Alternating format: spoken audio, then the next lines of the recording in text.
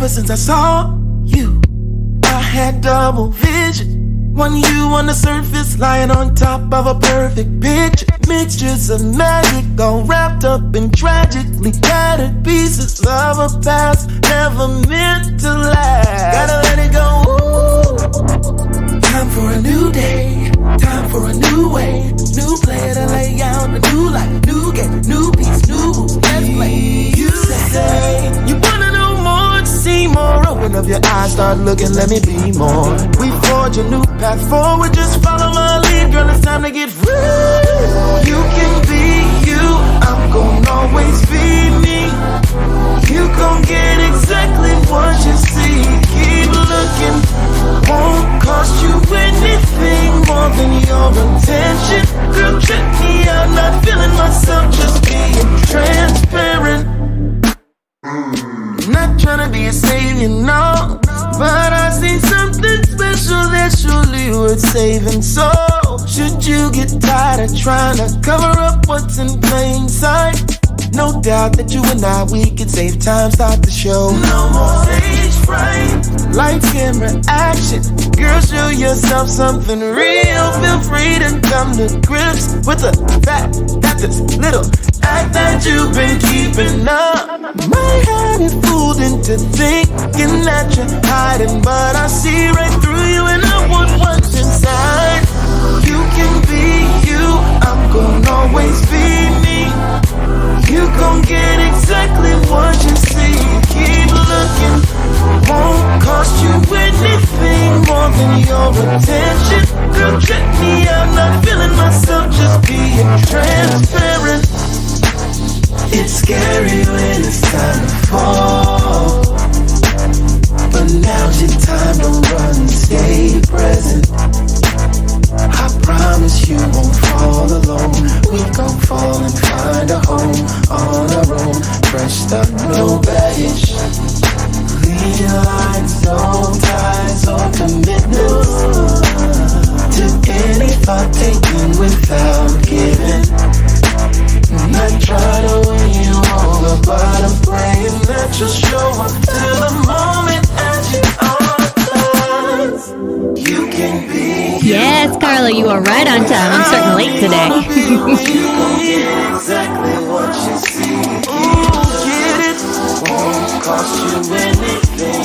Won't cost a thing, no. Check me out, not feeling myself, just being transparent. You can be you. You can be you. You gon' get exactly what you see. Won't cost you anything. Won't cost you anything. Check me out, not feeling myself, just being transparent.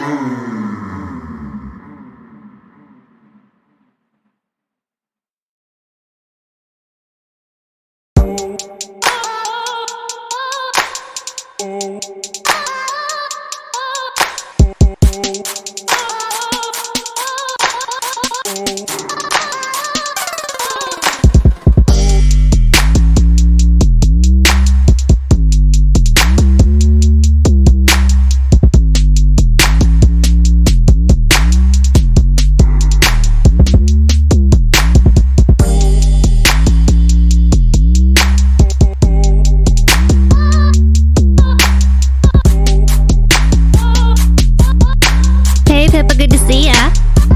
We'll be starting here in a minute, guys.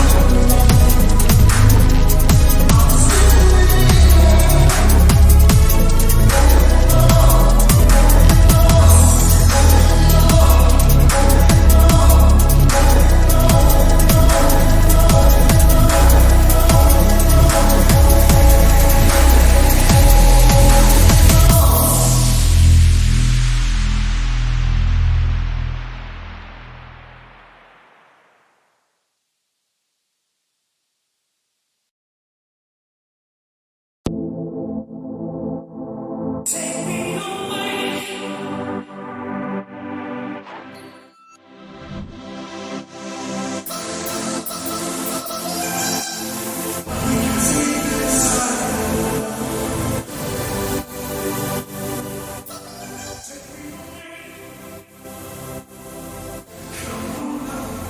everybody. Oh, thank you. Yeah, I'm trying out some black lipstick. I haven't worn this in a long time. I felt like I should probably try to go like full goth because I got my new Last Podcast t-shirt in. He's got all the pups on it. I'm so excited. Speaking of pups, I've got this one on my lap here because I'm sitting on that giant beanbag chair that if you're in the Discord you saw I ordered. And she loves it. I think she thinks it's just a giant bed for her. But also she stinks. You stink. You stink.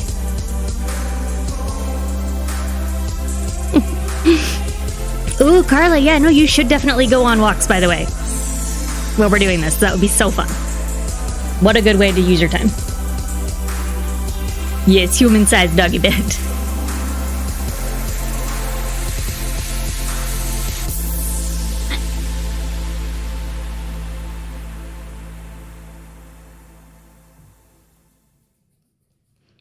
Oh, Kate Trisha, a wrestling ring. That's cute.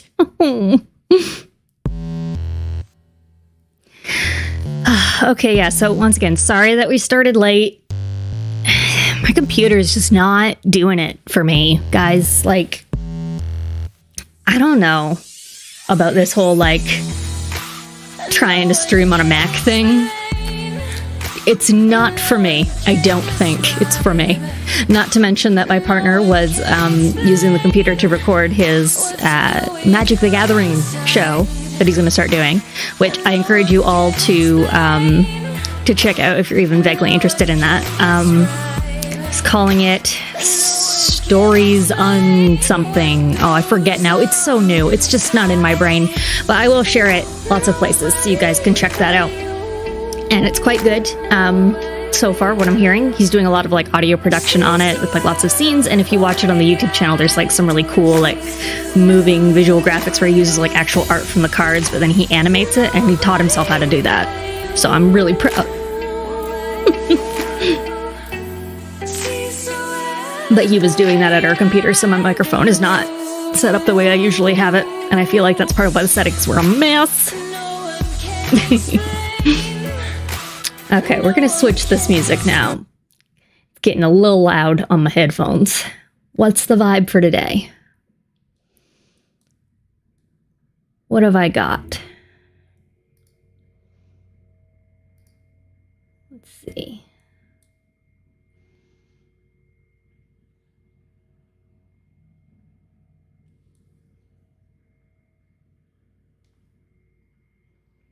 Let's try this.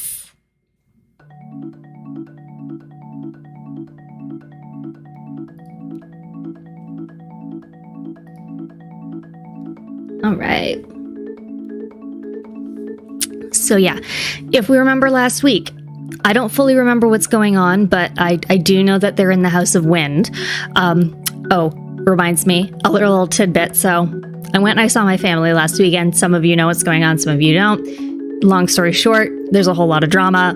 Things are real tense, and I just needed to spend some time with my mom to make sure she was okay.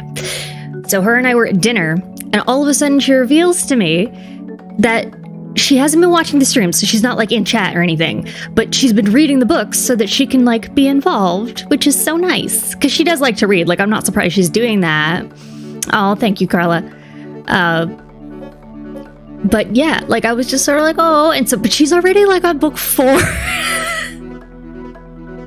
I was like, I'm so far behind. This is gonna take forever, Mom. She was like, I don't want to spoil anything, but where are you? And she's like, so excited. I'm like, okay. She also went like, it's not that spicy. I used to read like real romance novels. It's not spicy. And I was like, it's spicy to read out loud, especially if you're my mom. Like, thank God she's not listening.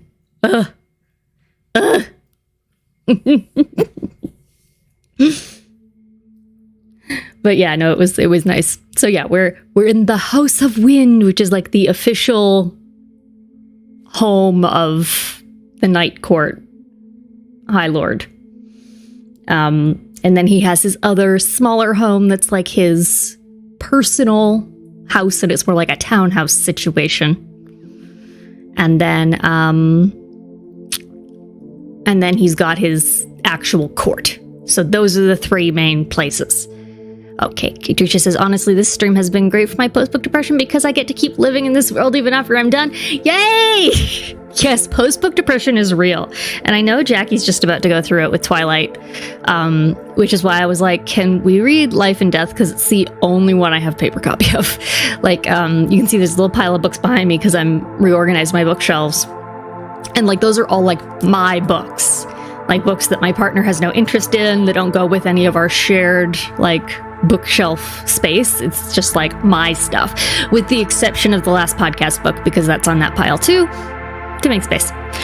But it's all there. And Life and Death is the only Twilight book I have. And I'm like, I need a full set now that I'm redoing my shelves. Somebody get me a box set. He's not going to do that. He bought Life and Death for me because he realized I had no Twilight books anymore.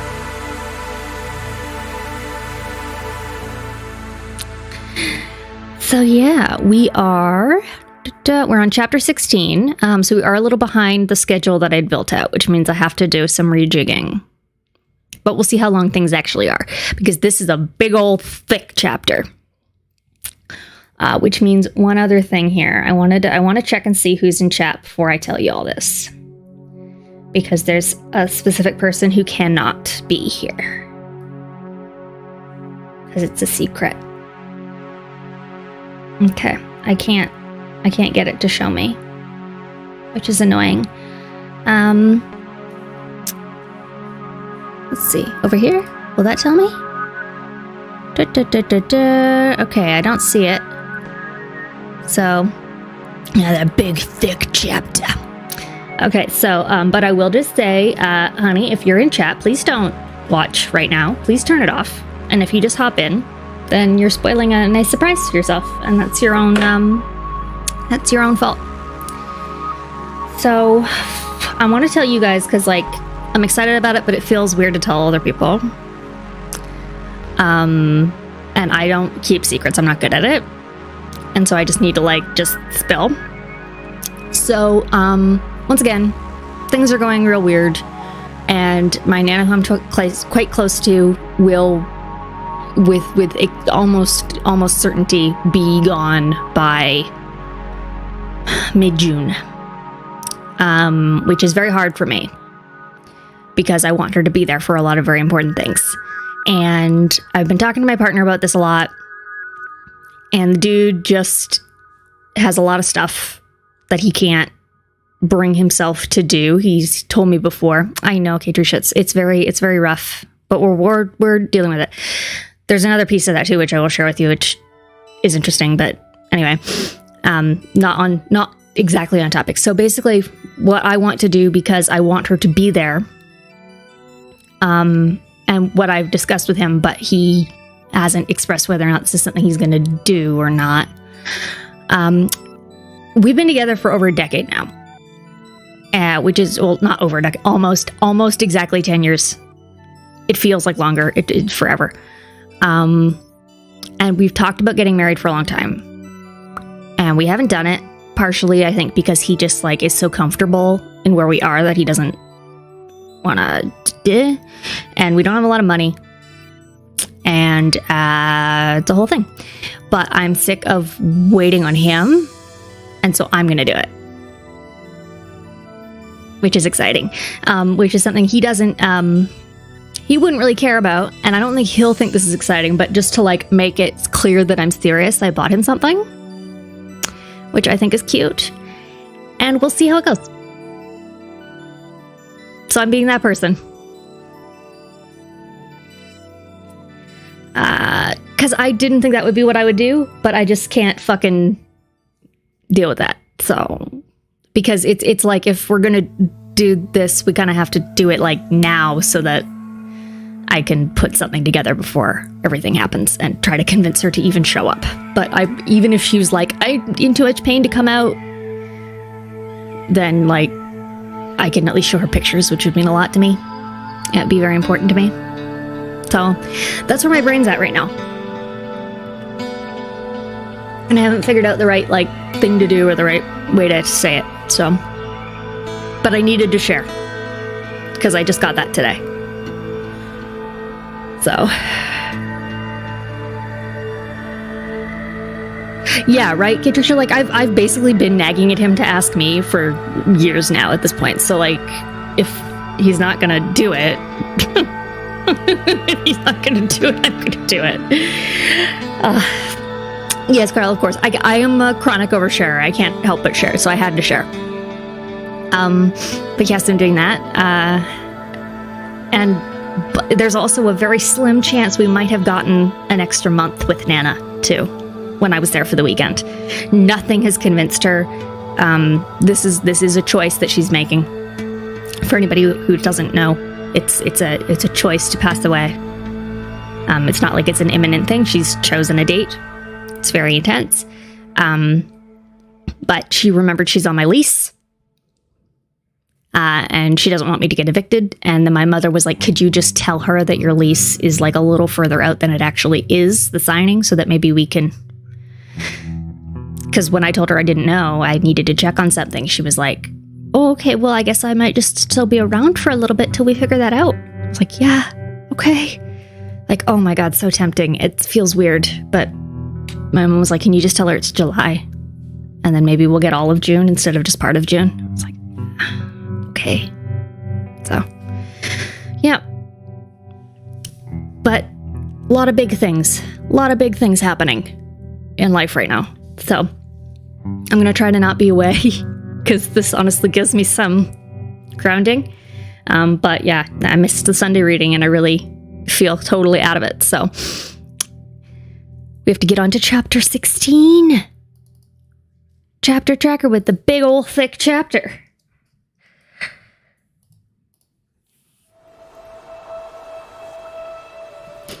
Okay.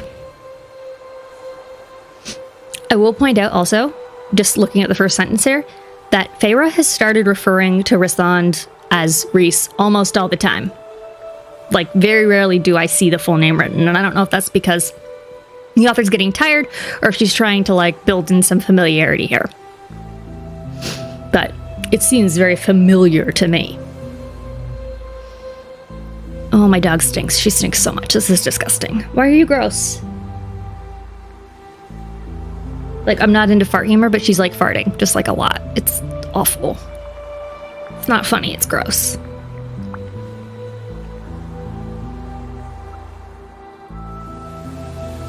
Rhys sauntered toward the two males standing by the dining room doors, giving me the option to stay or join.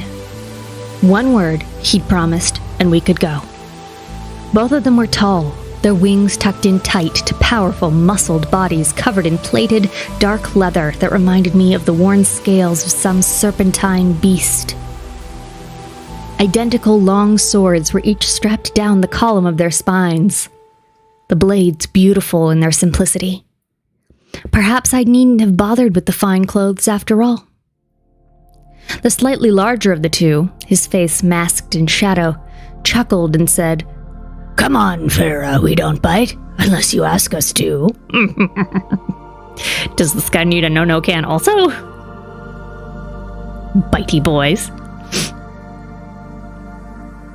Surprise sparked through me, setting my feet moving. Rhys slid his hands into his pockets, again with his hands in his pockets. "The last I heard, Cassian, no one has ever taken you up on that offer." I guess so. I don't know if I know which one's which. I thought the bigger one was the not French one, and the other one was the French one. I gave one of them a French accent.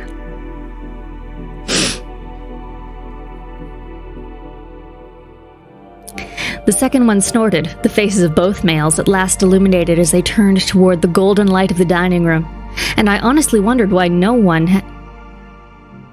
Yeah, it was the shadowy one. Okay, so the shadowy one, the biggest one, that's the one that's French. That's what we're deciding, because I'll do it. If Rasan's mother had also been Illyrian, then its people were blessed with unnatural good looks.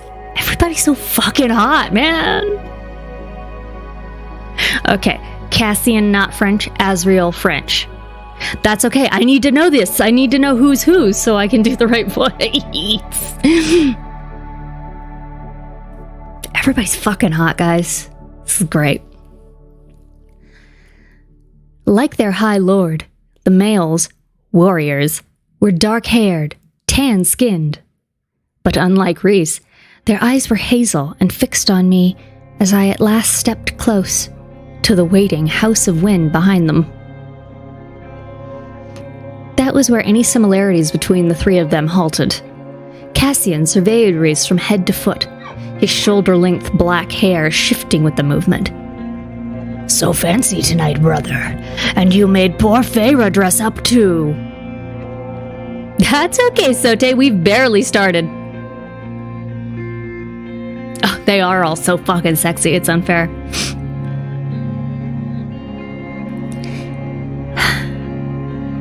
He winked at me. There was something rough-hewn about his features, like he'd been made of wind and earth and flame, and all these civilized trappings were little more than an inconvenience. But the second male, the more classically beautiful of the two. Oh, and yes, Queen is here too. Oh my gosh, you missed some big announcements off the top. You'll have to go back and watch the VOD to see what I said.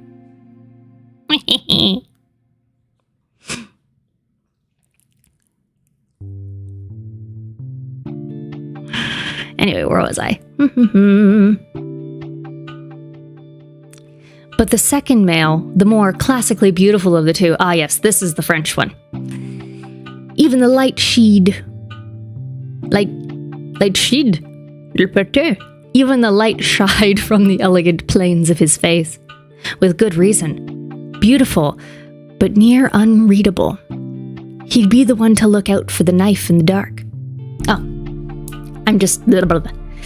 He'd be the one to look out for, the knife in the dark.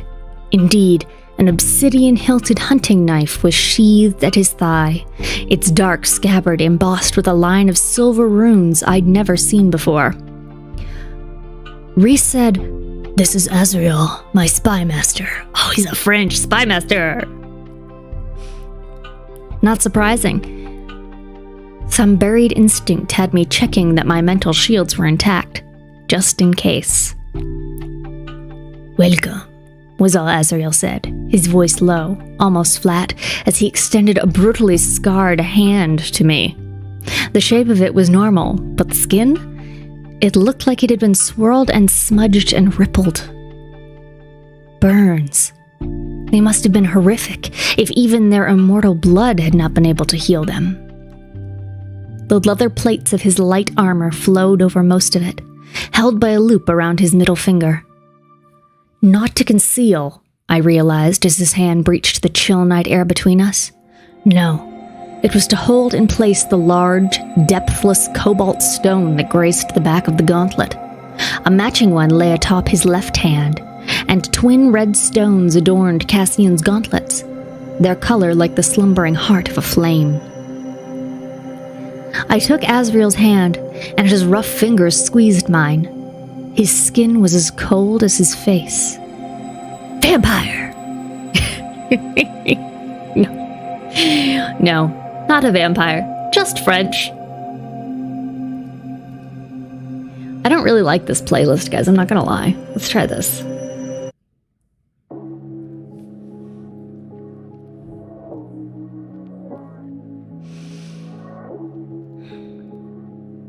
But the word Cassian had used a moment ago snagged my attention as I released his hand and tried not to look too eager to step... Sorry, I just got distracted. Not a vampire, just French. Favorite quote of the week. Yep, not a vampire, just French.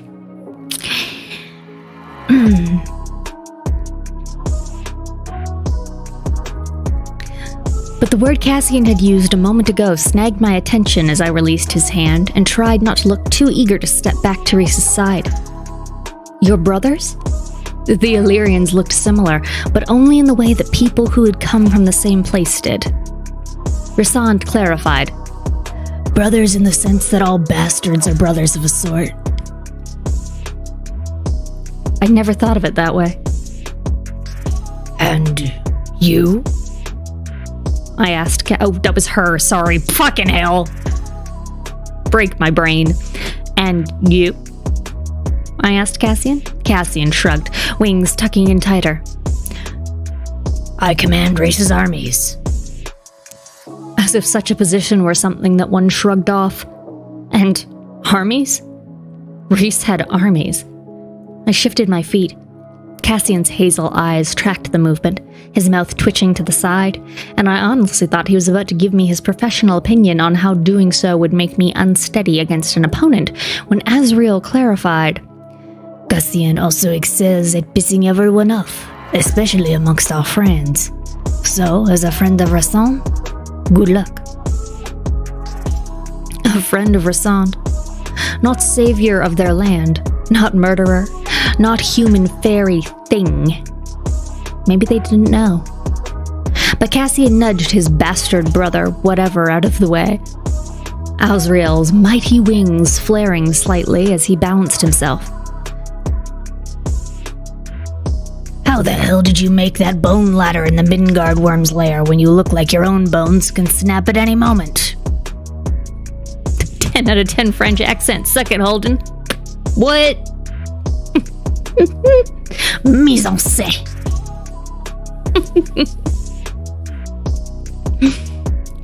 Well, that settled that. And the question of whether he'd been under the mountain. But where he'd been instead? Another mystery. Perhaps here, with these people, safe and coddled. I met Cassian's gaze, if only because having Rysand defend me might very well make me crumble a bit more. And maybe it made me as mean as an adder. Maybe I relished being one. But I said, how the hell did you manage to survive this long without anyone killing you? Cassian tipped back his head and laughed. Ha ha ha! That wasn't a good joke, Feyre. I don't get it. A full, rich sound that bounced off the ruddy stones of the house. Azriel's brows flicked up with approval as the shadows seemed to wrap tighter around him, as if he were the dark hive from which they flew and returned. Shadow Man. I tried not to shudder and faced Rhys, hoping for an explanation about his spymaster's dark gifts. You've already seen that people can wrap themselves in darkness when they're from here, girl. Like, you did it. Explain this thing to me that I can also do. Fuck off. Sorry.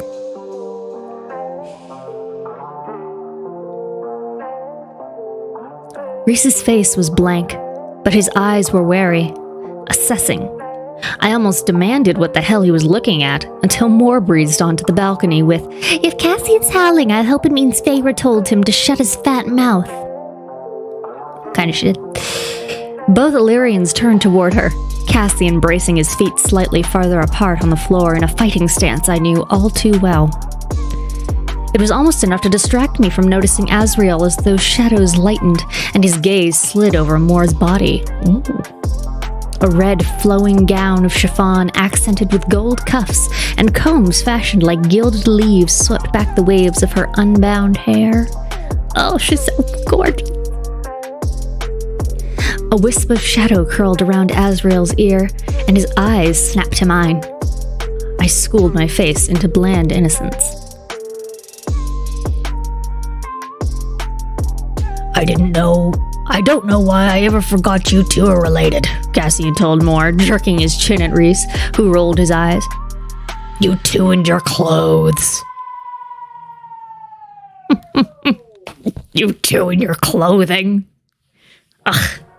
Fashion or something. Moore sketched a bow. What? Moore sketched a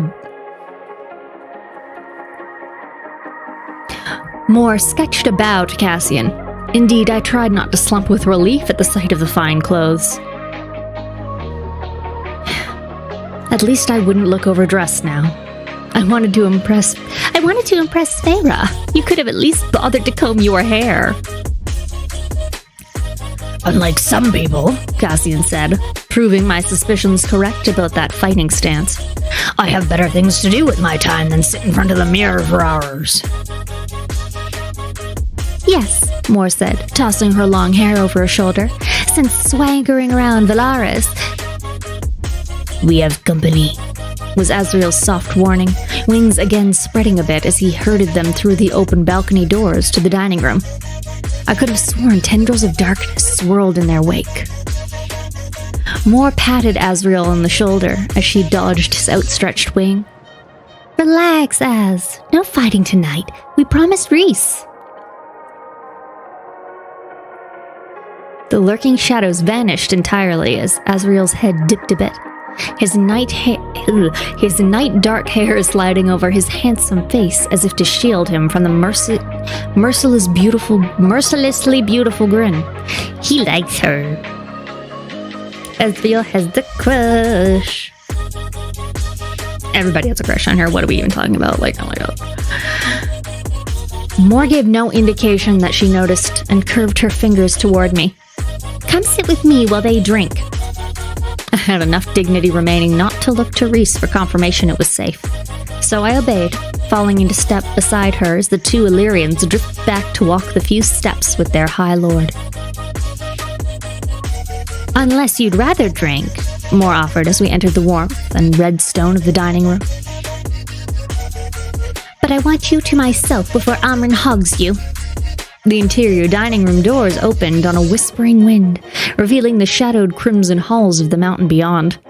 And maybe part of me remained mortal, because even though the short, delicate woman looked like High Fae, as Rhys had warned me, every instinct was roaring to run, to hide. She was several inches shorter than me, her chin-length black hair glossy and straight, her skin tan and smooth, and her face, pretty, bordering on plain, was bored, if not mildly irritated. But Amren's eyes, her silver eyes were unlike anything I'd ever seen, a glimpse into the creature that I knew in my bones wasn't High Fae, or hadn't been born that way. The silver in Amren's eyes seemed to swirl like smoke under glass. She wore pants and a top like those I'd worn at the other mountain palace, both in shades of pewter and stormcloud, and pearls, white and gray and black, adorned her ears, fingers, and wrists. Even the High Lord at my side felt like a wisp of shadow compared to the power thrumming from him. From her. Moore groaned, slumping into a chair near the end of the table, and poured herself a glass of wine. Cassian took a seat across from her, wiggling his fingers for the wine bottle. But Rhysand and Azriel just stood there, watching, maybe monitoring, as the female approached me, then halted 3 feet away. Your taste remains excellent, High Lord. Thank you. Her voice was soft, but honed, sharper than any blade I'd encountered. Her slim, small fingers grazed a delicate silver and pearl brooch pinned above her right breast. So that's who he'd bought the jewelry for. The jewelry I was to never, under any circumstances, try to steal. I studied Rhys and Amren, as if I might be able to read what further bond lay between them, but Rhysand waved a hand and bowed his head. It suits you, Amren. Everything suits me, she said, and those horrible, enchanting eyes again met my own, like leashed lightning. She took a step closer, sniffing delicately, and though I stood half a foot taller, I'd never felt meeker. But I held my chin up. I didn't know why, but I did. Amren said, So there are 2 of us now. My brows nudged toward each other. Amren's lips were a slash of red. We who were born something else and found ourselves trapped in new, strange bodies. I decided I really didn't want to know what she'd been before. Amren jerked her chin at me to sit in the empty chair beside Moore, her hair shifting like molten night. She claimed the seat across from me, Azrael on her other side as Reese took the one across from him, on my right. No one at the head of the table. Though there is a third, Amren said, now looking at Rasand. I don't think you've heard from Miriam in centuries. Interesting. Cassian rolled his eyes. Please just get to the point, Amren. I'm hungry. Moore choked on her wine. Amren slid her attention to the warrior to her right. Azrael on the other side monitored the two of them very, very carefully.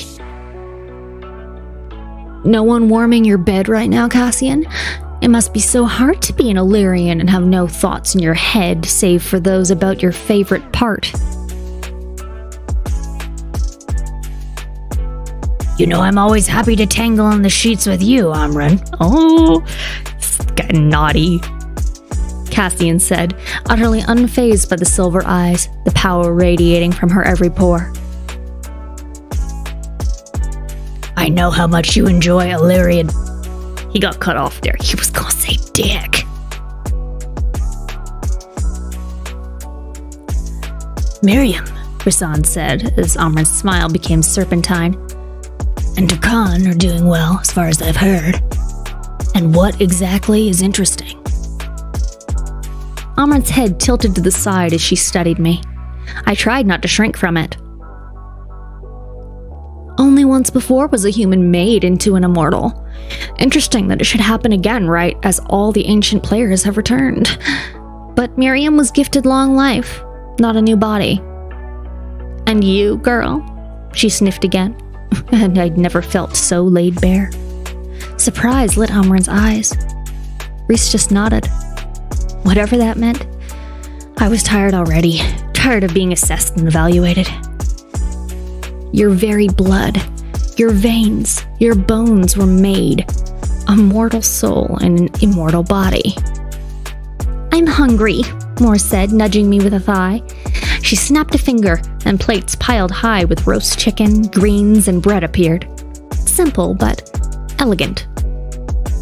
Not formal at all. Perhaps the sweater and pants wouldn't have been out of place for such a meal. Amren and Reese can talk all night and bore us to tears, so don't bother waiting for them to dig in. She picked up her fork, clicking her tongue. I asked Reese if I could take you to dinner, just the two of us, and he said you wouldn't want to. But honestly, would you rather spend time with those two ancient boars or me? For someone who's the same age as me, Reese drawled, you seem to forget. Everyone wants to talk, Moore said, giving a warning glare at Cassian, who had indeed opened his mouth. Can't we eat, and then talk? Ugh, girl. Thank you. I mean, I'll talk and eat at the same time. I'm extremely rude, but yeah. I'm also starving right now, y'all. Not gonna lie. An interesting balance between Reese's terrifying second and his disarmingly chipper third. If Moore's rank was higher than that of the two warriors at this table, then there had to be some other reason beyond that irreverent charm. Some power to allow her to get into the fight.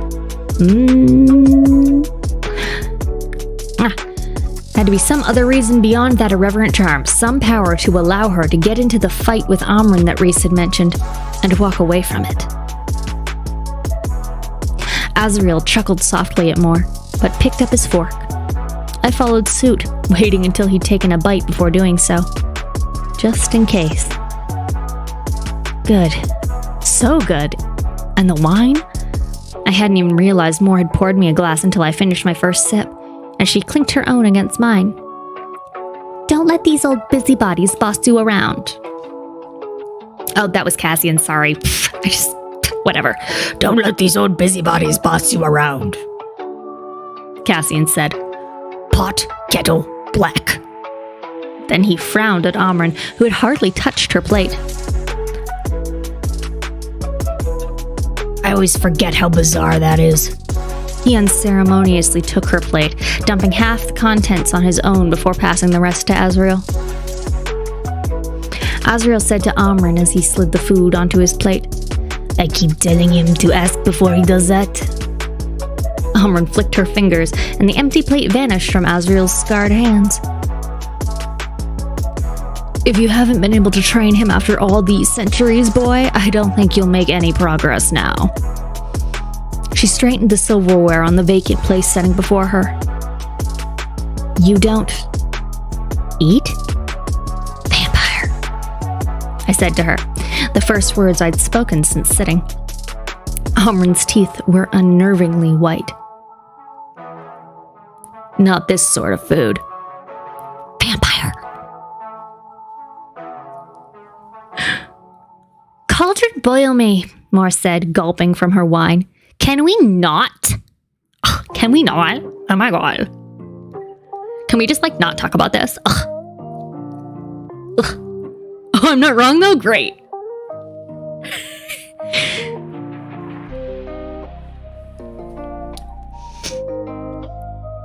I decided I didn't want to know what Amrin ate either, but we know because I guessed right.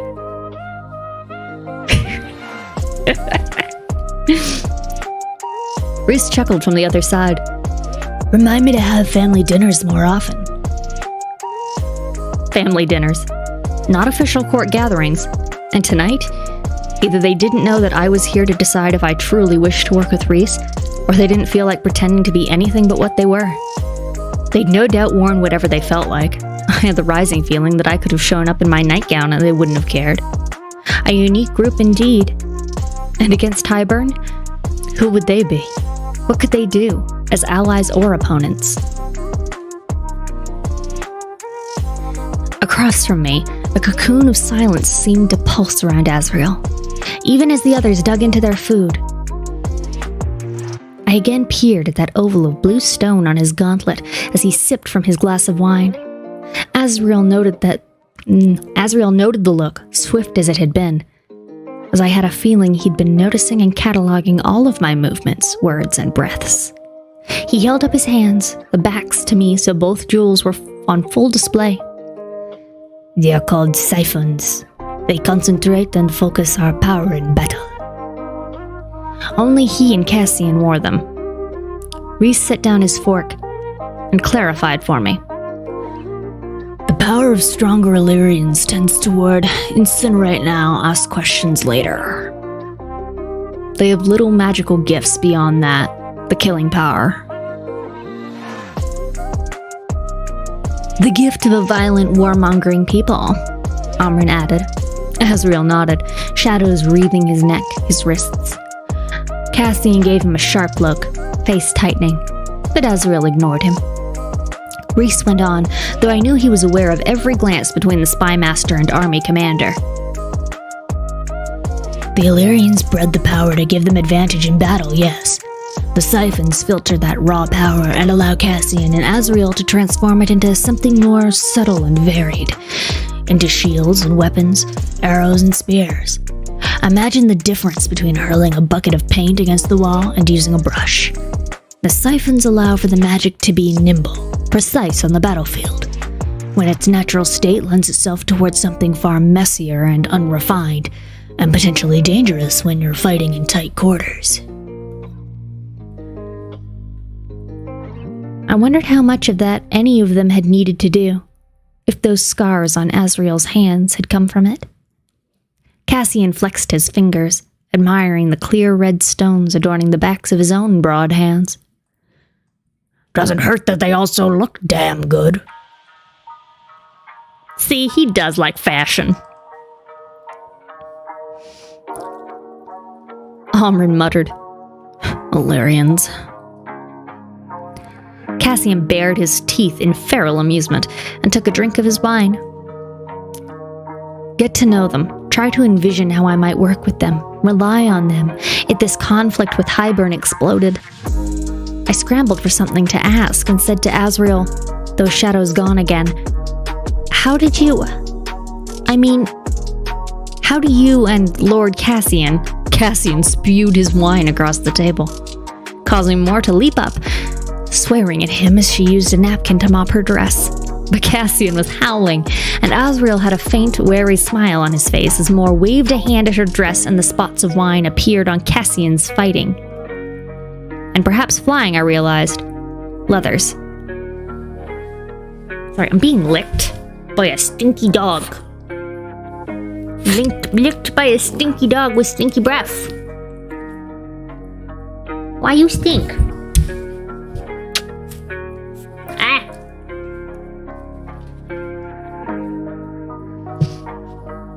Stinky dog with stinky breath.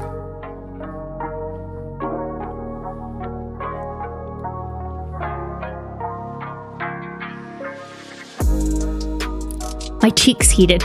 Some court protocol that I'd unknowingly broken, and...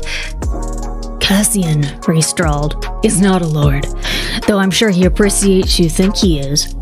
He surveyed his inner circle. Well, we're on the subject. Neither is Azriel nor Amren. Moore, believe it or not, is...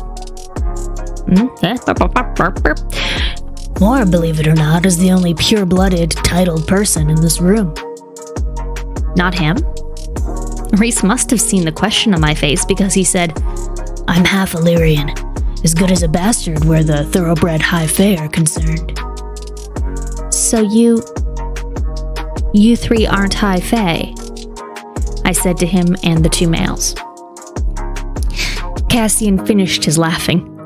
Illyrians are certainly not high fae, and glad of it. He hooked his black hair behind an ear, rounded, as mine had once been. And we're not lesser fairies, though some try to call us that. We're just Illyrians. Considered expendable aerial cavalry for the Night Court at the best of times, mindless soldier grunts at the worst. Which is most of the time, Azriel clarified. Oh, that was oh shit. Which is most of the time, Azriel clarified. I didn't dare ask if those shadows were a part of being Illyrian too. I didn't see you under the mountain, I said instead. I had to know without a doubt if they were there, if they'd seen me, if it'd impact how I interacted while working with... Silence fell. None of them, even Amren, looked at Rhysand. It was Moore who said, because none of us were. Rhys's face was a mask of cold. Amarantha didn't know they existed, and when someone tried to tell her, they usually found themselves without the mind to do so. A shudder went down my spine. Not at the cold killer, but... You truly kept this city and all these people hidden from her for 50 years? Cassian was staring hard at his plate, as if he might burst out of his skin. Amren said, we will continue to keep this city and these people hidden from our enemies for a great many more. Not an answer. Rhys hadn't expected to see them again when he'd been dragged under the mountain. Yet he had kept them safe somehow. And it killed them. The 4 people at this table. It killed them all that he'd done it, whoever he'd done it, even Amren. Perhaps not only for the fact that Rhys had endured Amarantha while they had been here. Perhaps it was also for those left outside of the city too. Perhaps picking one city, one place to shield was better than nothing. Perhaps it was a comforting thing to have a spot in Prithian that remained untouched, unsullied.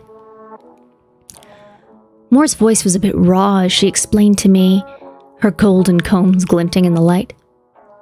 There is not one person in this city who is unaware of what went on outside these borders, or of the cost. I didn't want to ask what price had been demanded.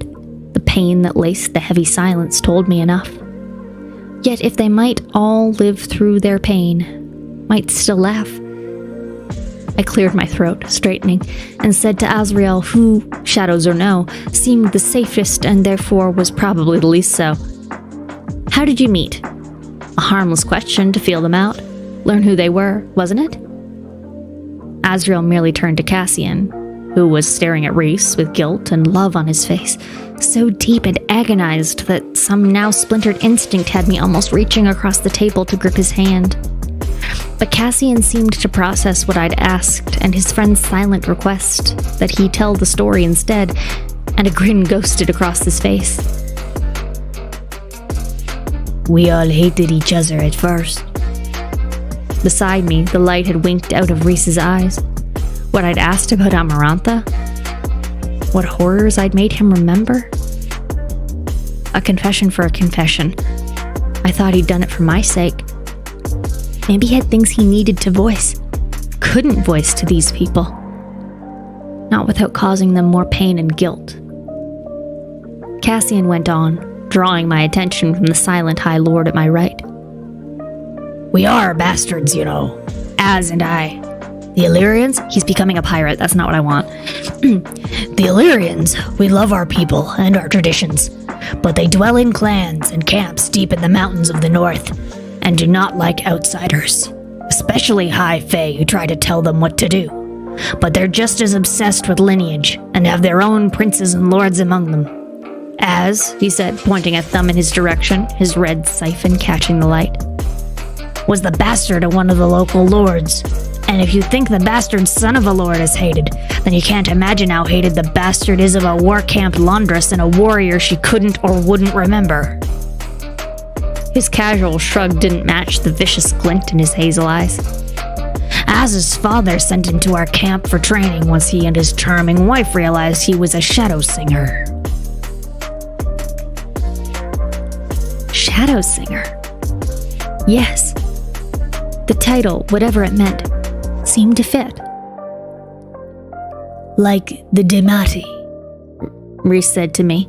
Shadow singers are rare, coveted by courts and territories across the world for their stealth and predisposition to hear and feel things others can't. Perhaps those shadows were indeed whispering to him then. Azrael's cold face yielded nothing. Cassian said, The camp lord practically shit himself with excitement the day Az was dumped in our camp. But me, once my mother weaned me and I was able to walk, they flew me to a distant camp and chucked me into the mud to see if I would live or die.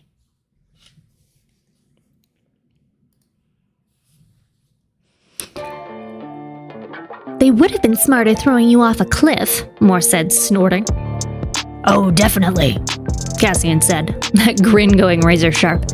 Especially because when I was old and strong enough to go back to the camp I'd been born in, I learned those pricks worked my mother until she died. Yeah, Cassian can say the actual swears.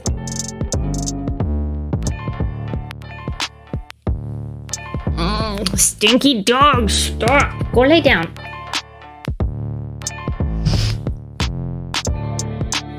Okay, she's just wrapping around my back now. At least maybe she'll lick me less there. Again, that silence fell. Different this time. The tension and simmering anger of a unit who endured so much, survived so much, and felt each other's pain keenly. I know it's supposed to be sort of dramatic, but... unit.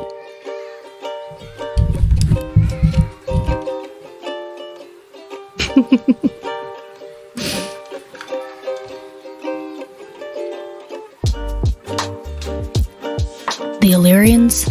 Reese smoothly cut in. That light finally returning to his gaze, are unparalleled warriors and are rich with stories and traditions, but they're also brutal and backward, particularly in regard to how they treat their females.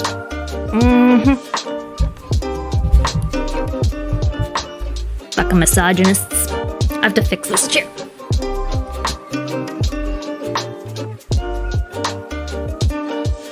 Azrael's eyes had gone near vacant as he stared at the wall of windows behind me.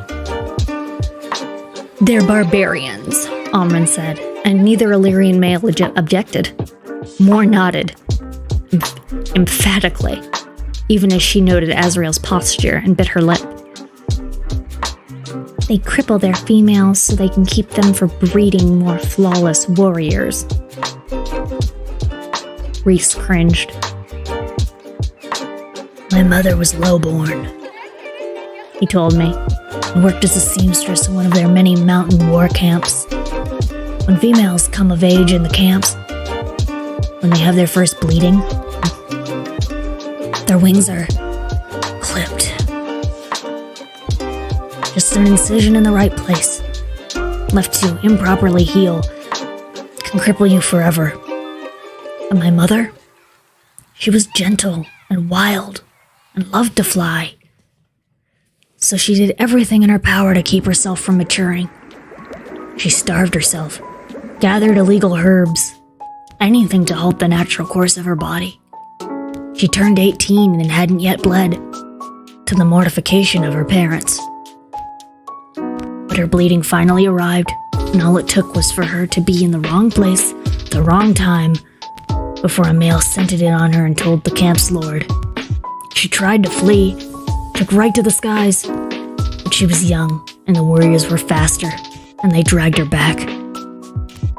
They were about to tie her to the post in the center of camp when my father winnowed in for a meeting with the camp's lord about readying for the war. He saw my mother thrashing and fighting like a wildcat, and he swallowed. The mating bond between them clicked into place. One look at her, and he knew what she was. He misted the guards holding her. Ew.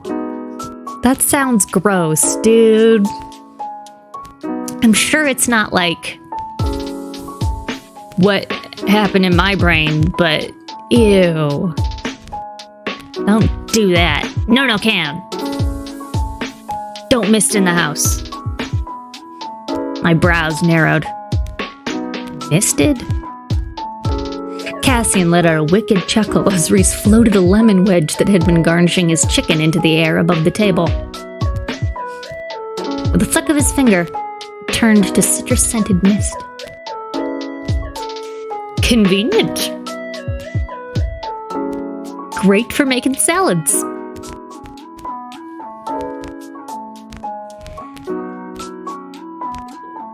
Ew. Through the blood rain. Blood rain! Blood rain! Blood rain! Jesus Christ. What the fuck? Also, yes, Katrusha, he imprinted! Through the blood rain. Reese went on as I shut out the image of what it'd do to a body, what he could do.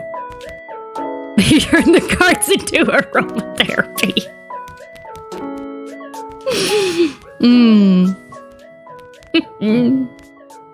And over time, they'll just become homeopathy. They'll just diffuse and, then they can guard everywhere because when it's homeopathic, it's just as strong or stronger.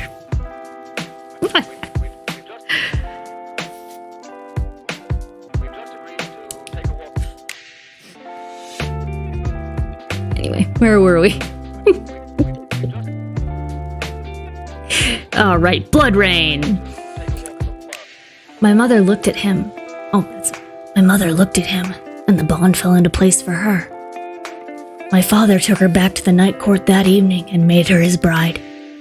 She loved her people and missed them, but never forgot what they had tried to do to her, what they did to the females among them. She tried for decades to get my father to ban it, but the war was coming, and he wouldn't risk isolating the Illyrians when he needed them to lead his armies, and to die for him. Katrusha, that is an Ono, Ross, and Carrie line. It's also just like a homeopathic thing, but I do listen to that show, so yes.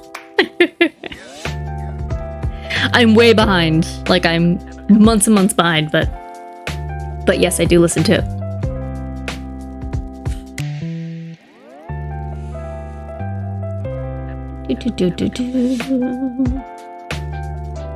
A real prize for your father, Moore grumbled. At least he liked you, Reese countered, then clarified for me. My father and mother, despite being mates, were wrong for each other. My father was cold, calculating, and could be vicious. And he had been trained as he had been trained to be since birth.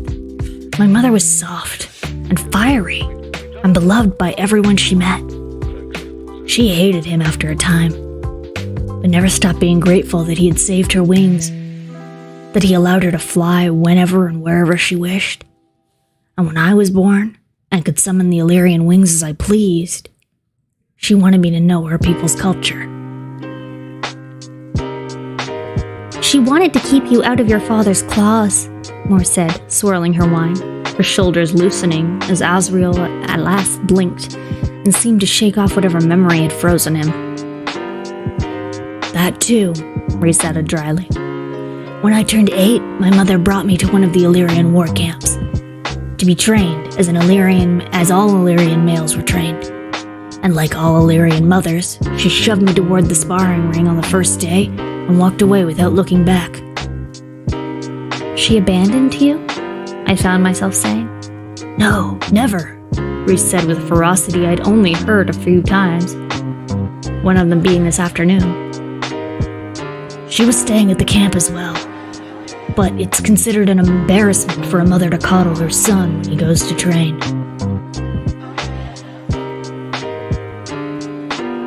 My brows lifted and Cassian laughed. Backward, like you said, the warrior told me. I was scared out of my mind, Reese admitted, not a shade of shame to be found. I'd been learning to wield my powers, but Illyrian magic was a mere fraction of it. And it's rare amongst them, usually possessed only by the most powerful, purebred warriors. Again, I looked at the slumbering siphons atop the warrior's hands. I tried to use siphons during those years, he said, and shattered about a dozen before I realized it wasn't compatible. The stones couldn't hold it. My power flows and is honed in other ways. So difficult being such a powerful High Lord, Moore teased. Reese rolled his eyes. The Camp Lord banned me from using my magic, for all our sakes, but I had no idea how to fight when I set foot into that training ring that day. The other boys in my age group knew it too. Especially one in particular, who took a look at me and beat me into a bloody mess. You were so clean, Cassian said, shaking his head. The pretty half-breed son of the High Lord. How fancy you were in your new training clothes. Cassian, Azriel told me with that voice like darkness-given sound, resorted to getting new clothes over the years by challenging other boys to fights, with the prize being the clothes of their backs. There was no pride in the words, not for his people's brutality. I didn't blame the Shadow Singer, though, to treat anyone that way. Cassian, however, chuckled. But I was now taking in the broad, strong shoulders, the light in his eyes. I'd never met anyone else in Prithian who had ever been hungry, desperate. Not like I'd been. Yes, Queen, beating up boys to make them strip, huh? Okay. I know what you're doing. Yeah, he's a big, strong bear man, so probably gay. And I'm into it. Good for him. Good for him.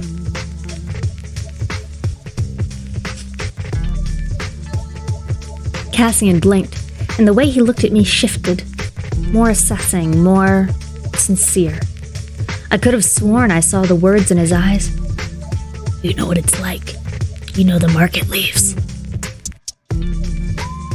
I'd beaten every boy in our age group twice over already, Cassian went on. But when Reese arrived in his clean clothes, and he smelled different, like a true opponent, so I attacked. We both got 3 lashings apiece for the fight. 3? That's not very much. I flinched, hitting children. This world is so damn brutal, girl. You are surprised? You were surprised that they hit children? Like, it's not cool, but you're surprised?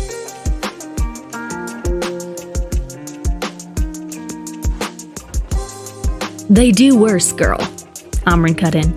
In those camps, 3 lashings is practically an encouragement to fight again. When they do something truly bad, bones are broken, repeatedly, over weeks. I said to Reese, your mother willingly sent you into that? Soft fire indeed. My mother didn't want me to rely on my power, Rasan said. She knew from the moment she conceived me that I'd be hunted my entire life. But when strength failed, she wanted others to save me. My education was another weapon, which was why she went with me, to tutor me after lessons were done for the day. And when she took me home that first night to our new house at the edge of the camp, she made me read by the window. It was there that I saw Cassian trudging through the mud, toward the few ramshackle tents outside the camp. I asked her where he was going, and she told me that bastards are given nothing. They find their own shelter, own food. If they survive and get picked to be in a war band, they'll be bottom ranking forever, but receive their own tents and supplies. But until then, he'd stay in the cold. Those mountains, Azrael added, his face hard as ice, offer some of the harshest conditions you can imagine. I'd spent enough time in frozen woods to get it. After my lessons, Reese went on, my mother cleaned my lashings. And as she did, I realized for the first time what it was to be warm and safe and cared for. And it didn't sit well. Apparently not, Cassian said. Because in the dead of night, that little prick woke me up in my piss-poor tent and told me to keep my mouth shut and come with him. And maybe the cold made me stupid, but I did. His mother was livid. But I'll never forget the look on her beautiful face when she saw me and said, there's a bathtub with hot running water. Get in it and you can get in it or you can go back into the cold. Being a smart lad, I obeyed. When I got out, she had clean night clothes and ordered me into bed. I'd spent my life sleeping on the ground. And when I bulked, she said she understood because she'd felt the same once. And that it would feel as if I was being swallowed up. But the bed was mine for as long as I wanted it. And you were friends after that? No, culture no, Rasan said. We hated each other, and only behaved because if one of us got into trouble or provoked the other, then neither of us ate that night. My mother started tutoring Cassian, but it wasn't until Azrael arrived a year later that we decided to be allies. Cassian's grin grew as he reached around Amren to clap his friend on the shoulder. Azrael sighed, the sound of long suffering, the warmest expression I'd seen him make.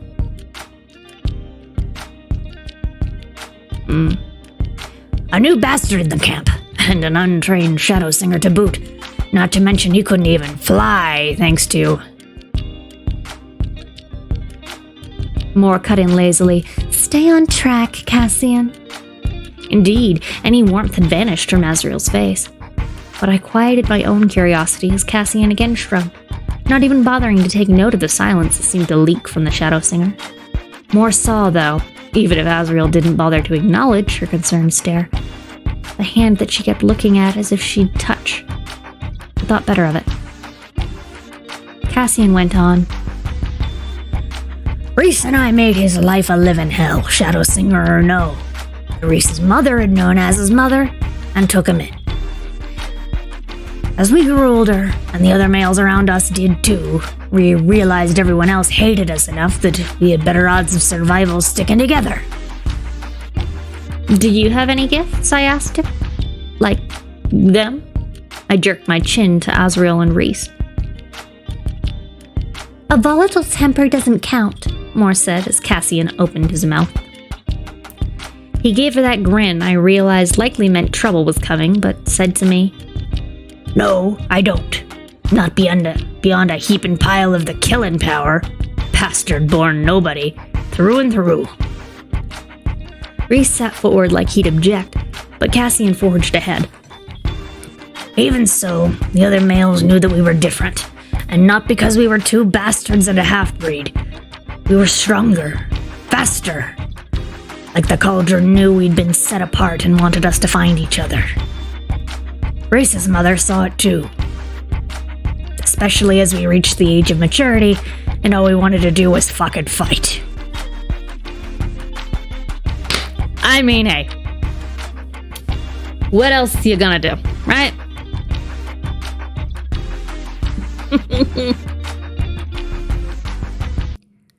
Males are horrible creatures, aren't they? Elmrin said. Repulsive, Morse said, clicking her tongue, some surviving. Morse said, clicking her tongue. They missed a period there, so I didn't notice. Stop reading. Some surviving small part of my heart wanted to laugh at that. Cassian shrugged. Reese's power grew every day, and everyone, even the camp lords, knew he could mist everyone if he felt like it. The two of us, we weren't far behind. He tapped his crimson siphon with a finger. A bastard Illyrian had never received one of these, ever. For Az and me to both be appointed them, albeit begrudgingly, had every warrior in every camp across those mountains sizing us up. Only pureblood pricks get siphons, born and bred for the killing power. It still keeps them up at night, puzzling over where the hell we got it from. Was it working? Azrael took over. Just the way he said the words made me sit up, listen. Andres' father visited our camp to see how his son had fared after 20 years. My father, Reese said, swirling his wine once, twice, saw that his son had not only started to rival him for power, but had allied himself with perhaps the two deadliest Illyrians in history. He got it into his head that if we were given a legion in the war, we might very well turn it against him when we returned. Cassian snickered. So the pricks separated us. He gave Reese command of a legion of Illyrians who hated him for being a half-breed, and threw me into a different legion to be a common foot soldier, even when my power outranked any of the war leaders. As he kept for himself as his personal shadow singer, mostly for spying and his dirty work. We only saw each other on battlefields for the 7 years the war raged. They'd send around casualty lists amongst the Illyrians, and I read each one, wondering if I'd see their names on it. But then, Reese was captured. That is a story for another time, Reese said, sharply enough that Cassian lifted his brows, but nodded. Reese's violet eyes met mine, and I wondered if it was true starlight that flickered so intensely in them as he spoke. Once I became High Lord, I appointed these 4 to my inner circle, and told the rest of my father's old court that if they had a problem with my friends, they could leave. They all did.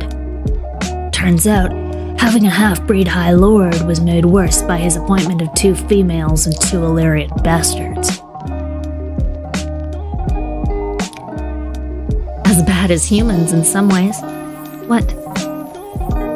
What happened to them then? Reese shrugged, his great wings shifting with the movement. The nobility of the Night Court fall into one of 3 categories. Those who hated me enough that when Amarantha took over, they joined her court and later found themselves dead. Those who hated me enough to try to overthrow me and face the consequences. And those who hated me, but not enough to be stupid and have since tolerated a half-breed's rule. Especially when it so rarely interferes with their miserable lives. Are they the ones who live beneath the mountain? A nod. In the hewn city, yes. I gave it to them for not being fools. They're happy to stay there, rarely leaving, ruling themselves and being as wicked as they please for all eternity. That was the court he must have shown Amarantha when she first arrived, and its wickedness must have pleased her enough that she modeled her own after it. The Court of Nightmares, Moore said, sucking on a tooth. And what is this court? I asked, gesturing to them. The most important question.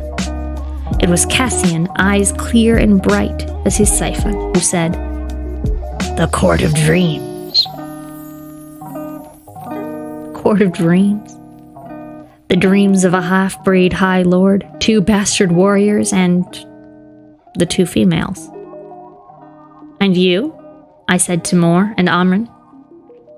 Amran merely said, "Reese offered to make me his second.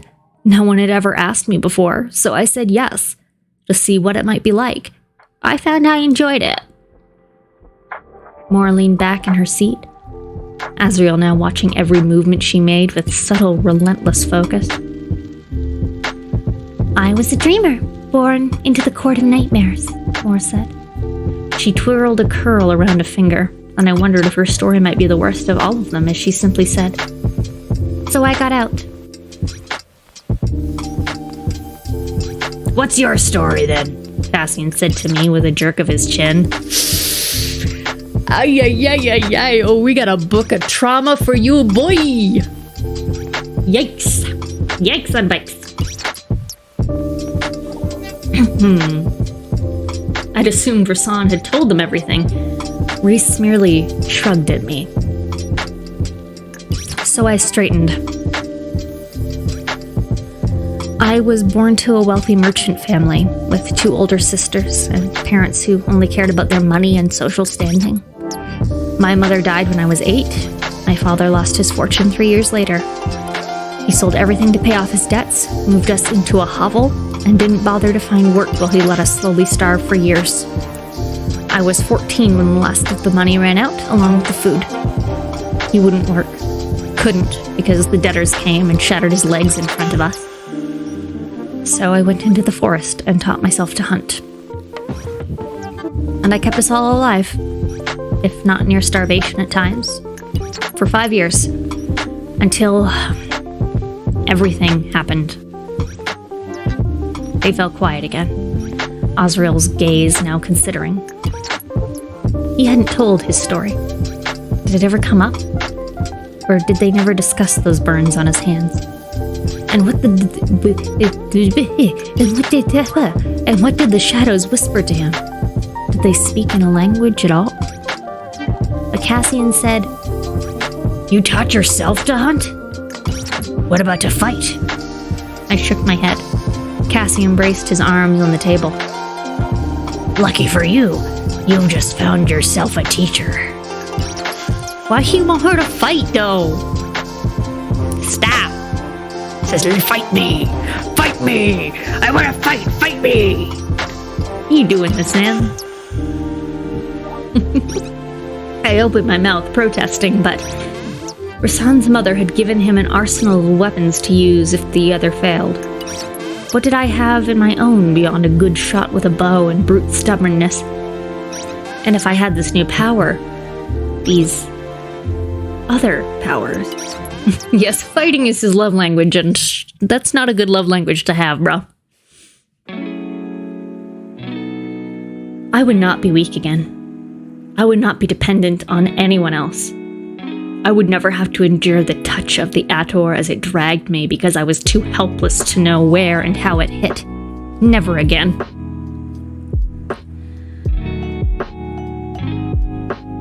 But what Ianthe and Tamlin had said, you don't think it sends a bad message if people see me learning to fight? Using weapons? The moment the words were out, I realized the stupidity of them. The stupidity of what had been shoved down my throat these past few months. What, Tamlin's cack?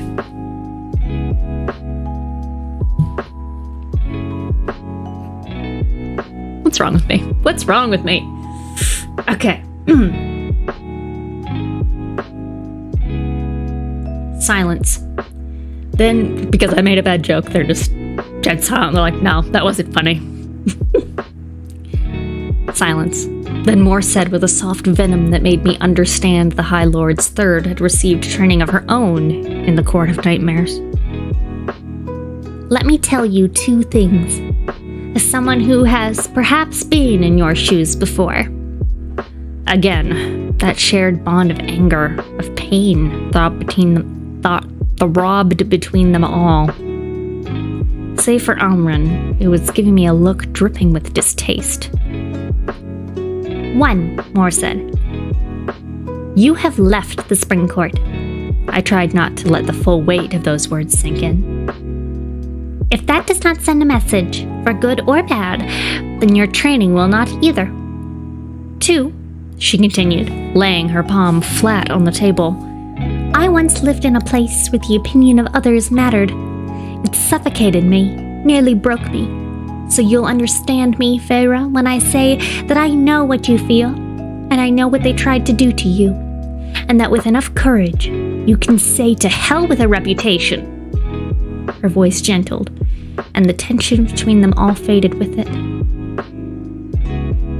You do what you love, what you need. Moore would not tell me what to wear or not wear. She would not allow me to step aside while she spoke for me.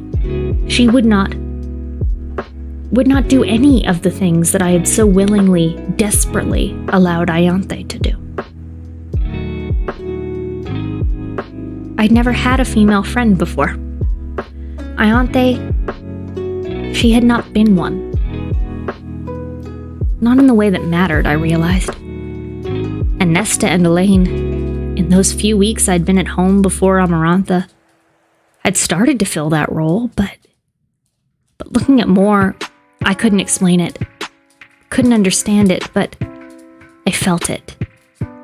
Like I could indeed go to dinner with her. Talk to her. Friends! Friends! Oh, hi. Dog's here. Hi.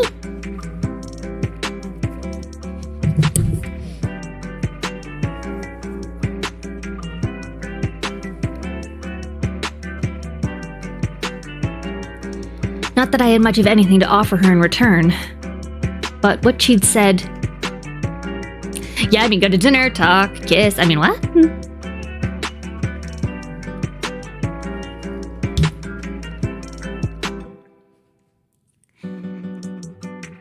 But they'd all said, yes, Rhys had been wise to bring me here, to let me decide if I could handle them, the teasing and intensity and power, if I wanted to be a part of a group who would likely push me and overwhelm me and maybe frighten me. But if they were willing to stand against Hybern after already fighting them 500 years ago, I met Cassian's gaze. And though his eyes danced, I was nothing amused in them. I'll think about it. Through the bond in my hand, I could have sworn I felt a glimmer of pleased surprise. I checked my mental shields, but they were intact, and Rasan's calm face revealed no hint of its origin. So I said clearly, steadily to him, I accept your offer to work with you, to earn my keep, and help with Hybern in whatever way I can. Good, Rhys merely replied, even as the others raised their brows. Yes, they'd obviously not been told this was an interview of sorts. Because we start tomorrow. Where and what? I sputtered. Rhys interlaced his fingers and rested them on the table, and I realized there was another point to this dinner beyond my decision as he announced to all of us, because the King of Hybern is indeed about to launch a war. And he wants to resurrect Jurian to do it. Jurian, the ancient warrior whose soul Amarantha had imprisoned within that hideous ring as punishment for killing her sister. The ring that contained his eye. Bullshit! Cassian spat. "There's no way to do that." Amren had gone still, and it was she whom Azriel was observing, marking. "Amarantha was just the beginning," Reese had once told me. Had he known this even then? Had those months under the mountain merely been a prelude to whatever hell was about to be unleashed? Resurrecting the dead? What sort of unholy power? "Girl, you were dead." "Just saying." Moore groaned. Why would the king want to resurrect Jurian? He was so odious. All he liked to do was talk about himself. The age of these people hit me like a brick. Despite all they'd told me minutes earlier, the war, they had all fought in the war 500 years ago.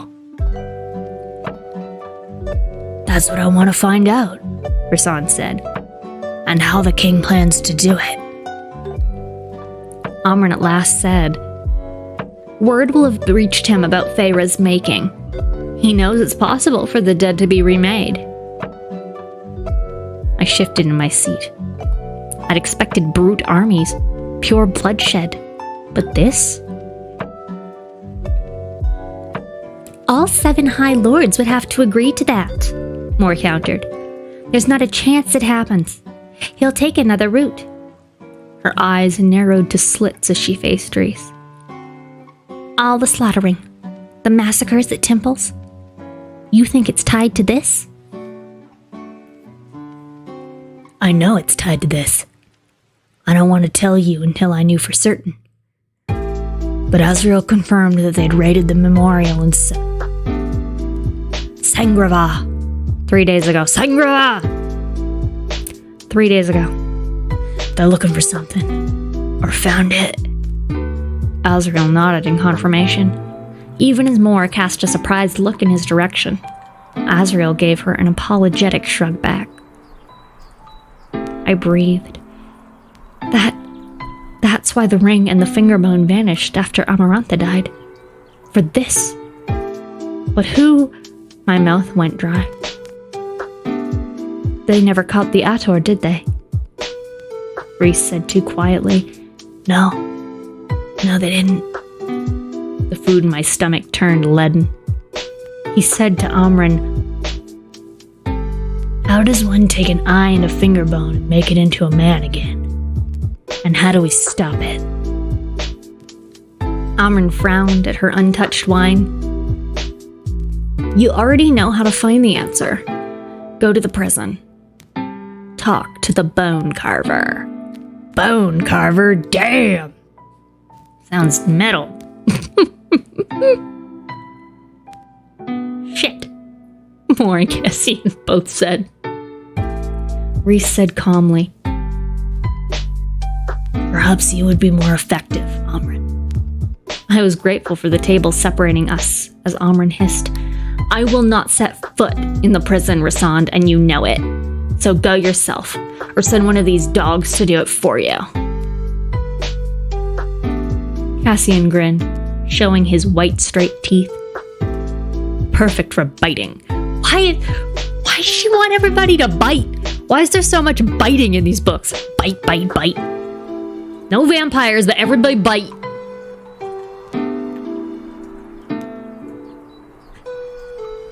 Amren snapped hers once in return. Azriel just shook his head. "I'll go. The prison sentries know me, what I am." I wondered if the Shadow Singer was usually the first to throw himself into danger. Moore's fingers stilled on the stem of her wineglass, her eyes narrowing on Amren. The jewels, the red gown, all perhaps a way to downplay whatever dark power roiled in her veins. "If anyone's going to the prison," Reese said before Moore opened her mouth, "it's me. And Feyre." "What?" Moore demanded, palms now flat on the table. "He won't talk to Reese," Amran said to the others, or to Azrael, or to any of us. We've got nothing to offer him. But an immortal with a mortal soul? She stared at my chest as if she could see the heart pounding beneath. And I contemplated yet again what she ate. The bone carver might be willing indeed to talk to her. They stared at me, as if waiting for me to beg not to go, to curl up and cower. Their quick, brutal interview to see if they wanted to work with me, I suppose. But the bone carver, the naga, the ator, the cereal, the bog, the Midgard worm. By the way, guys, worm is spelled with a Y, so it's W-Y-R-M, which is just, I don't know why that hits me funny, but I don't know if I'd ever mentioned it before. Maybe they'd broken whatever part of me truly feared. Or maybe fear was only something I now felt in my dreams. The bone slicer! I know, it's the bone carver! His brother!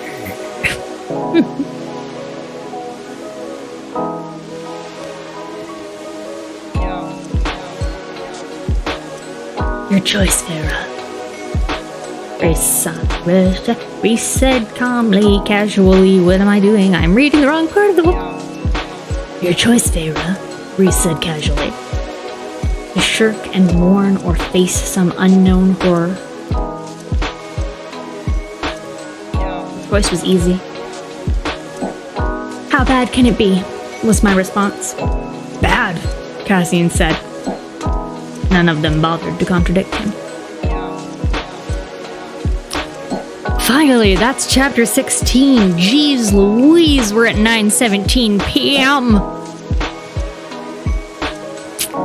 Okay, y'all, I'm gonna take a very brief break here. You know what? Chapter 17's fucking long, too. George Washington Carver's brother, yes. That's correct. That was so fucking thick. We're past the time we usually go, but I did start late. Do people want to stick around? Or are we, like, done? Because I'm not done, but I would need to take, like, a minute. Okay, Trisha's in it to win it. What do we think, y'all? More? I got you. Okay. So I'm just gonna pop away for 5 seconds because I gotta feed this dog and I gotta feed myself, which is not gonna take a long time, but I do need to step away to do it. So I'll be right back. I'll see y'all in a minute.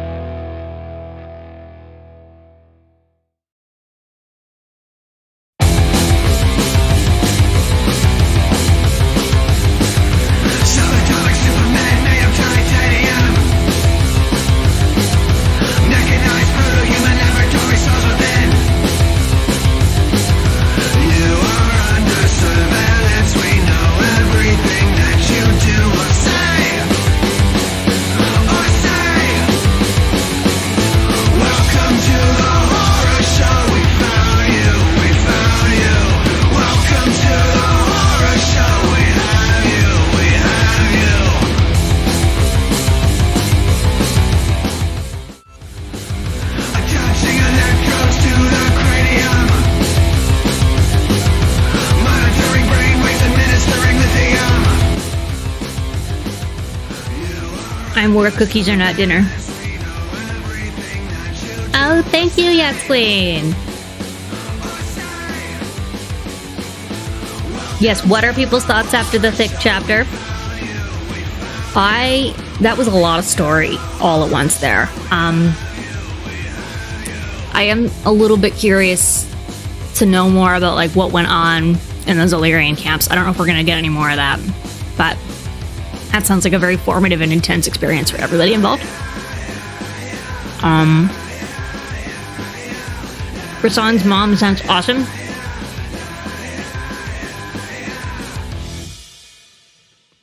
I wish we could meet his mom. I like his mom.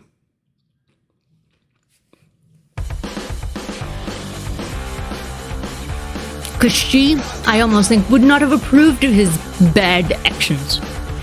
But you're probably whatever, I'm just being stupid.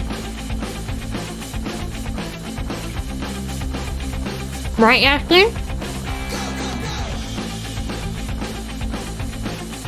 And I think it's because he's the son of a High Lord. Oh, hey, Jada. Nice to meet you. I am glad that you've been bitching the vibes and liking them. We have a lot of fun here. I'm glad you're here while we're live.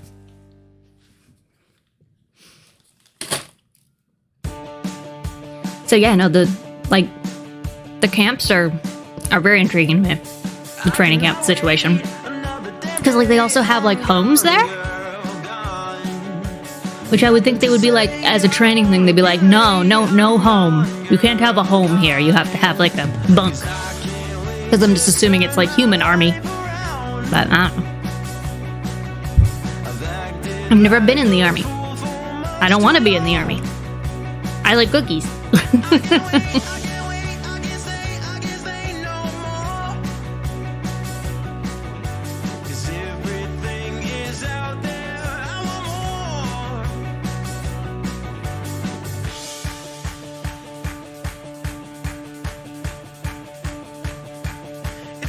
Mimosa is running around. I don't know what she's doing. Mimi! What are you doing? Jeez, she just crawled under my desk. Weird. Hello! If you can get up here, you can come up and join me, but I'm not lifting you. And no cookies for you, because these will make you sick.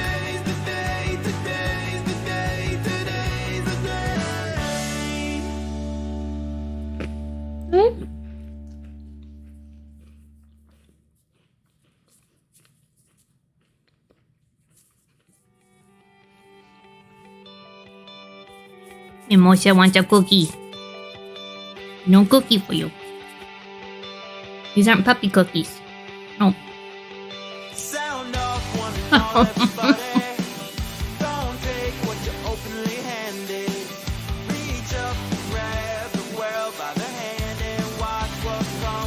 So, I don't think they fought together. I'm pretty sure they were enemies from the start. T-Grease's got a lot of good knowledge and remembers things better than I do. So maybe I'm wrong, but I seem to remember them, like, fighting against each other. Or that, like, Tamlin never really fought? Maybe? They were on the same side, but okay. But did they, like, fight together, or were they just, like, on the same side? Fair enough. Fair enough, yeah. Like, I don't think they were, like, war buddies or anything, you know? Like, I think they pretty much have always hated each other, and will continue to do so if Tamlin says anything to say about it.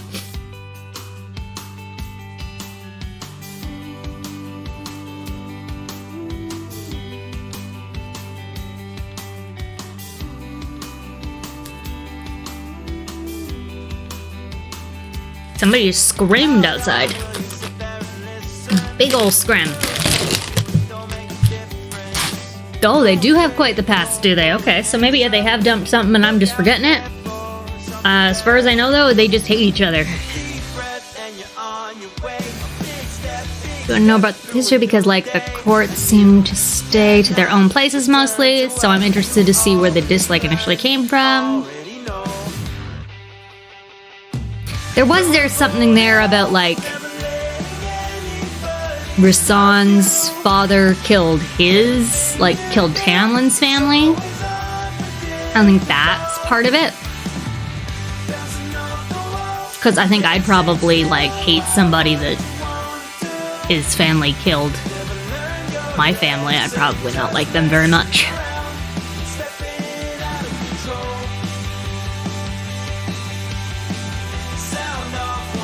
So I know there's that. I don't know if there's more to it though.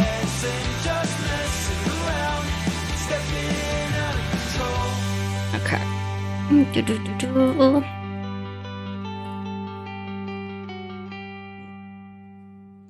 Yeah, they call him Reese rather than Rasan, so there is some familiarity there.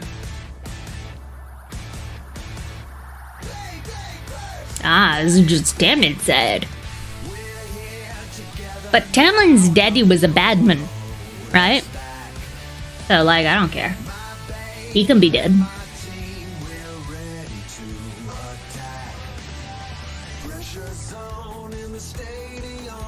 Okay, I have eaten enough cookies that now my stomach is not growling.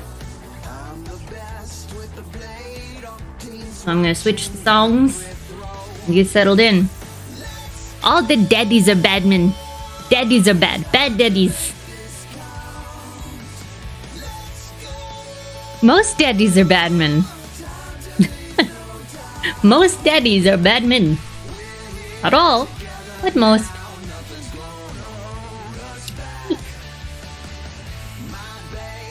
Not your daddy. Your daddy is a good guy. Yes. Yes. Yes, you stink. Says you didn't give me a cookie. I'm cranky because you didn't give me a cookie. Aren't you?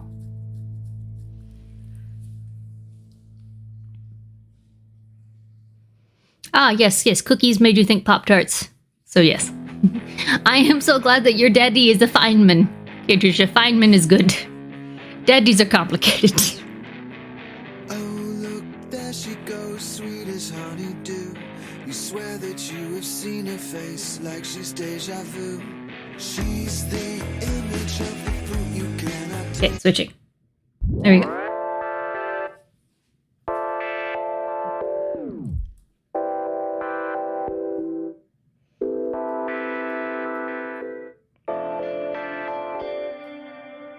Okay, I'm also gonna pull. I'm adapting to beanbag life, and so I'm gonna pull the book over here with me because I'm a little further away from that part of my desk now, where I usually have it. Pull the microphone a little closer, maybe. Swings away. Ah!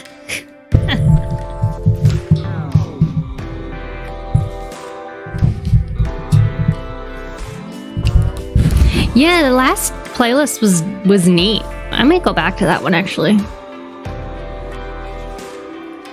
Go here. Don't you find yourself dancing? That's good.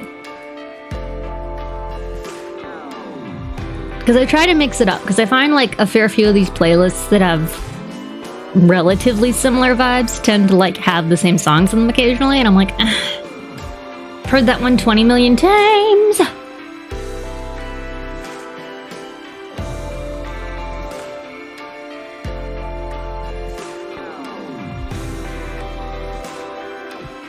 Let's see, what's this? I can't find the one I saved.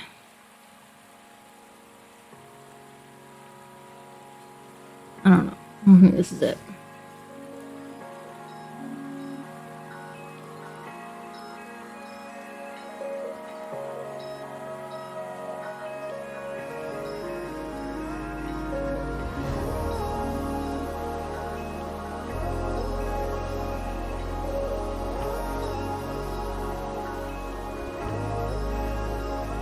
Oh, I want to see what this is more so than that. What's this?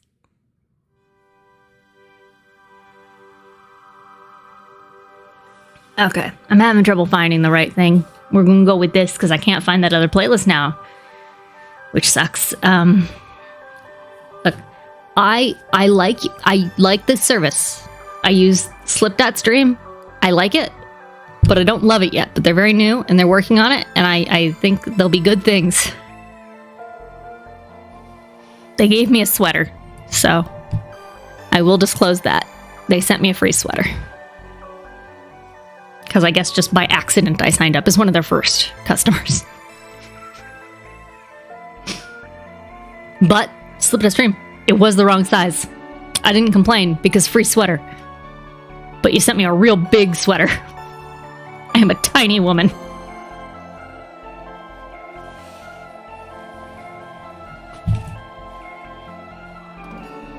But as many of us know, tiny woman in big sweater is kind of cute, so it's all good.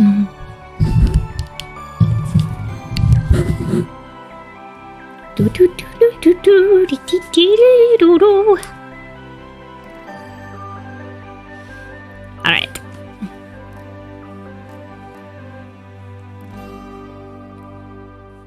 I'm going to hold this like a book. Let's see how that goes. My arm will get tired. Okay. Oh, I better update this tracker. I try to never forget the tracker because it is actually part of how I, like, keep track of where I am. When I start a stream each time, I'm like, where did we leave off? Before I even open the book. I'm dumb. I needed to say it in multiple places or I forget. Okay. Chapter 17. Jurian. The name clanged through me, even after we finished dinner. Even after Moore and Cassian and Azriel and Amrin had stopped debating and snarling about who would do what and be where, while Reese and I went to the prison, whatever that was, tomorrow. Reese flew me back over the city, plunging into the lights and darkness.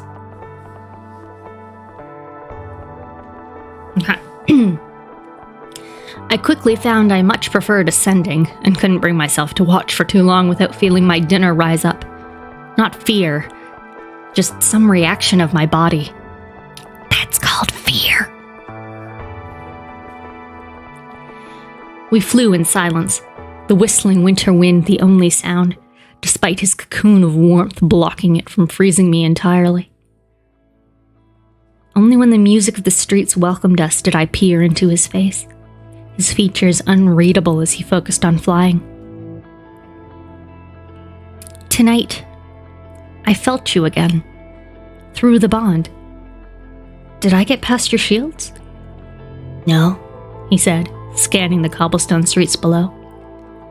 This bond is a living thing, an open channel between us, shaped by my powers, shaped by what you needed when we made the bargain.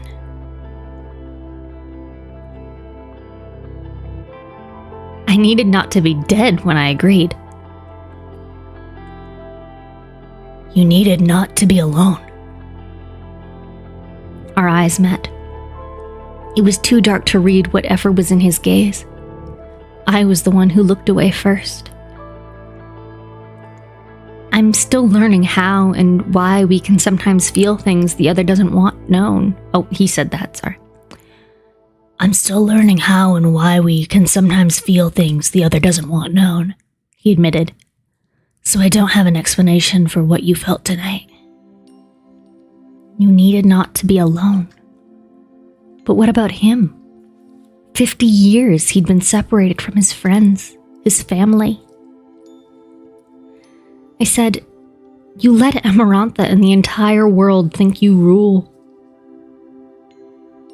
You let Amarantha and the entire world think you rule and delight in a court of nightmares. It's all a front to keep what matters most safe. The city lights gilded his face. I love my people and my family. Do not think I wouldn't become a monster to keep them protected. You already did that under the mountain.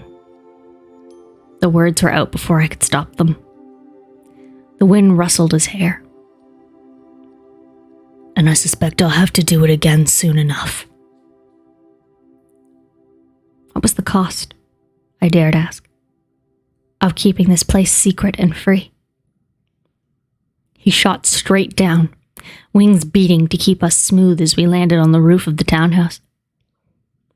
I made to step away, but he gripped my chin. You know the cost already. Amarantha's whore. He nodded, and I think I might have said the two vile words aloud. When she tricked me out of my powers and left the scraps, it was still more than the others, and I decided to use it to tap into the mind of every Night Court citizen she captured, and anyone who might know the truth. I made a web between all of them, actively controlling their minds every second of every day, every decade, to forget about Valaris, to forget about Mor and Amrin and Cassian and Azrael. Amarantha wanted to know who was close to me, who to kill and torture. But my true court was here, ruling this city and the others, and I used the remainder of my power to shield them all from sight and sound. I had only enough for one city, one place. Sorry, why does this vibe actually call work for this? I chose the one that had been hidden from history already. I chose, and now must live with the consequences of knowing there were more left outside who suffered. But for those here, anyone flying or traveling near Valaris would see nothing but barren rock, and if they tried to walk through it, they'd find themselves suddenly deciding otherwise. Sea travel and merchant trading were halted. Sailors became farmers, working the earth around Valaris instead. And because my powers were focused on shielding them all, Feyre, I had very little to use against Amarantha. So I decided that to keep her from asking questions about the people who mattered, I would be her whore. Stop using that fucking word.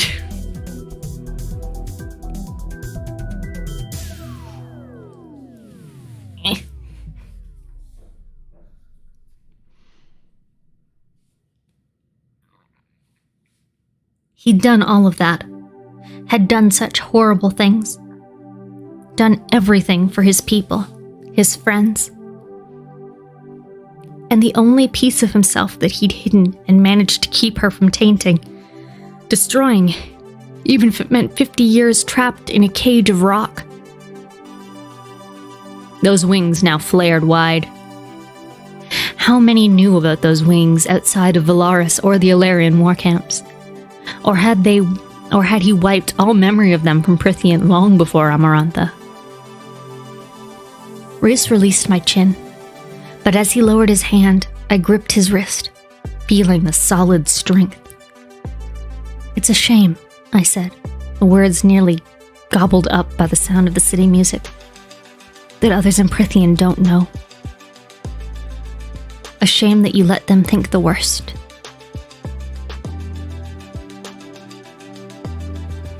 He took a step back, his wings beating the air like mighty drums. As long as the people who matter most know the truth, I don't care about the rest. Get some sleep. Then he shot into the sky and was swallowed by the darkness between the stars.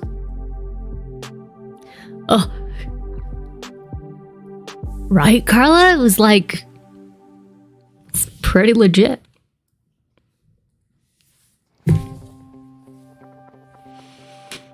I tumbled into a sleep so heavy my dreams were an undertow that dragged me down, down, down until I couldn't escape them. I lay naked and prone on a familiar red marble floor, while Amarantha slid a knife along my bare ribs, the steel scraping softly against my skin. Oh, I get to do an Amarantha voice. It's been a while. Let's see if I can remember it. Lying, traitorous human, she purred. With your filthy, lying heart. The knife scratched, a cool caress. I struggled to get up, but my body wouldn't work. Oh no. She pressed a kiss to the hollow of my throat. You're as much a monster as me. She curved the knife over my breast. Ew, ew, guys. Angling it toward my peaked nipple as if she could see the heart beating beneath. I started sobbing. "Don't waste your tears." Someone far away was roaring my name, begging for me. "I'm going to make eternity a hell for you," she promised, the tip of the dagger piercing the sensitive flesh beneath my breast, her lips hovering a breath above mine as she pushed. "That's terrible and also hot." Was that a night terror or a wet dream? Or both? I'm confused.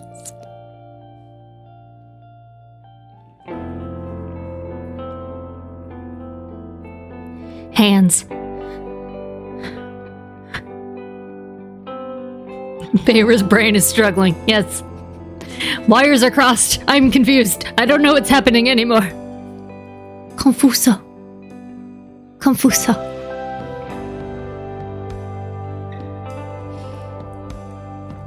Hands. There were hands on my shoulders, shaking me, squeezing me. I thrashed against them, screaming. "Feyre!" The voice was at once the night and the dawn, and the stars and the earth, and every inch of my body calmed at the primal dominance in it. Oh, primal dominance. Primal dominance! I don't know how I feel about that. Stop confusing me. "Open your eyes," the voice ordered. I did. My throat was raw, my mouth full of ash, my face soaked and sticky. Why was your face sticky? And Rasand was hovering above me, his eyes wide. "It was a dream," he said, his breathing as hard as mine. The moonlight trickling through the windows illuminated the dark lines of swirling tattoos down his arm, his shoulders, across his sculpted chest. Boys tatted, like the ones I bore on my arm. He scanned my face. "A dream," he said again.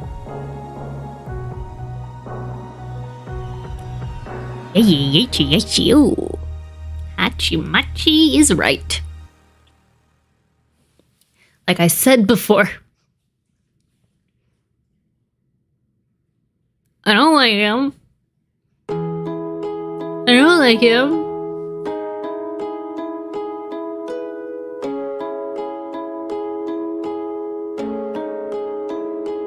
I think I might like him a little bit.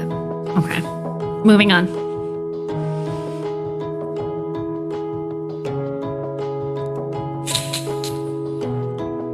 Valaris. I was in Valaris, at his house, and I had my dream. My dream. I don't like him, I just want to fuck him. The sheets, the blankets were ripped, shredded, but not with a knife. And that ashy, smoky taste coating my mouth. Can you breathe fire? Girl, can you breathe fire? Shit! Do it! I want fire-breathing powers. Make me a dragon lady. Into it, okay.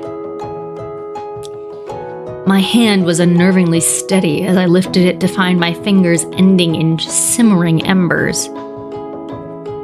Oh, okay, maybe she can't breathe fire. Fire on her hands. Hand fire is good too. Give me fire powers. Living claws of flame that had sliced through my bed linens like they were cauterizing wounds. Fire claws! Take that, Tamlin. You got claws, she got fire claws. Burn your shit. I shoved him off with a hard shoulder, falling out of bed and slamming into a small chest before I hurtled into the bathing room, fell to my knees before the toilet. Once again, they have toilets. And was sick to my stomach. Again.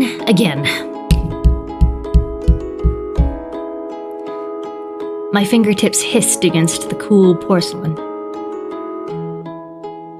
Fire fingers is the fake version of jazz hands. Fire fingers!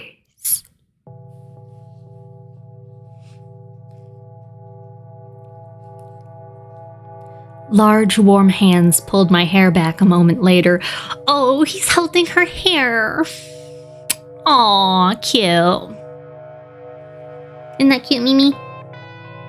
She says yes.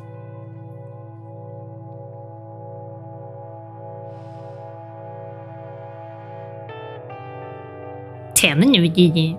Did you? Well, you know, hey.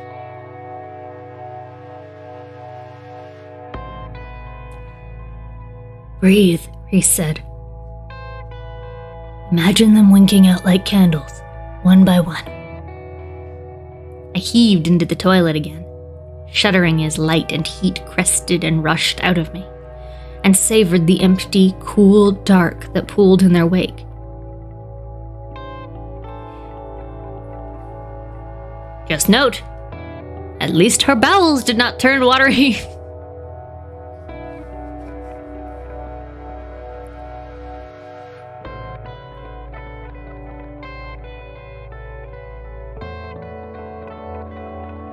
Well, that's one way to do it, he said. Wait, as light and heat crested and rushed out of her, so she didn't just puke, she did blow fire. Or at least something like it.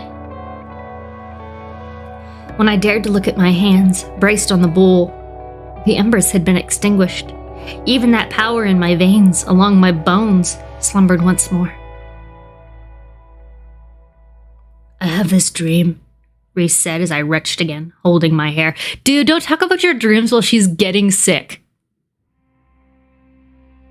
Fire vomit, she's been eating Mexican. Oh, ew. Ew. Yuck. Gross.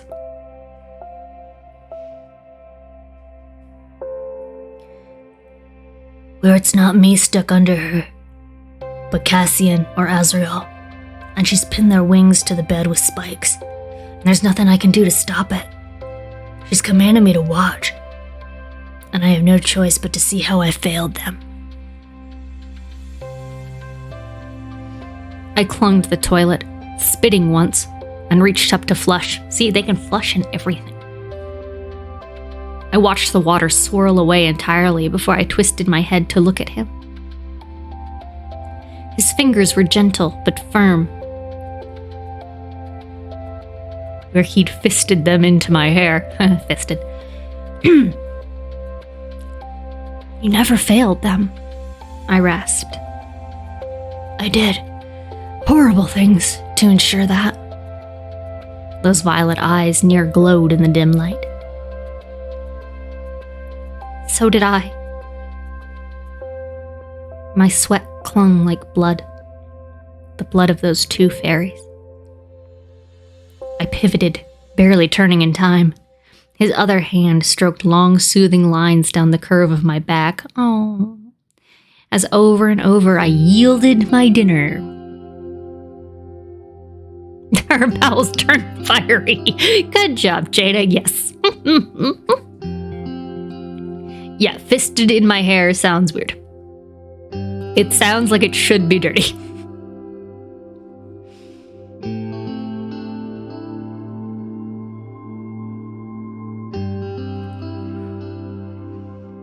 When the latest wave had ebbed, I breathed. The flames?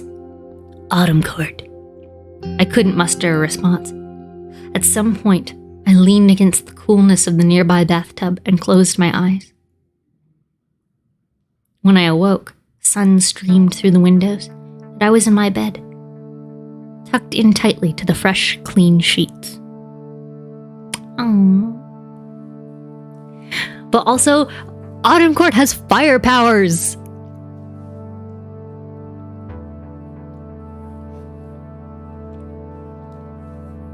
We all know I have an affinity for redheads.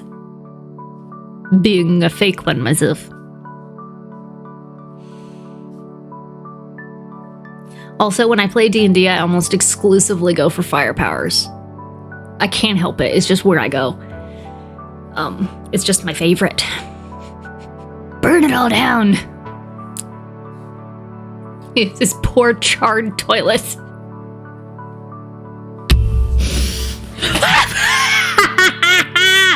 Oh my god. I'm okay.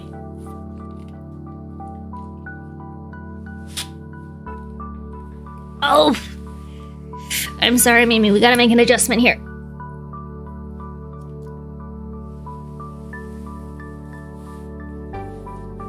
Right, Jade? You'd think it'd be summer.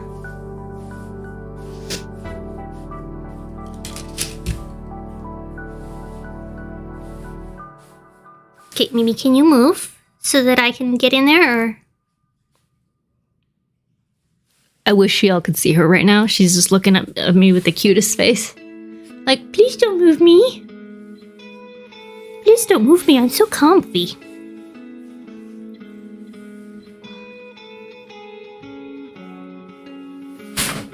Oh. Okay. There you go.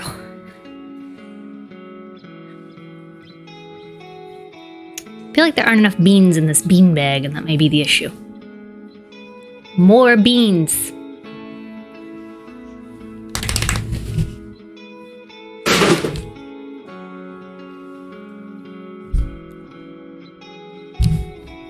I don't even know what I just knocked over.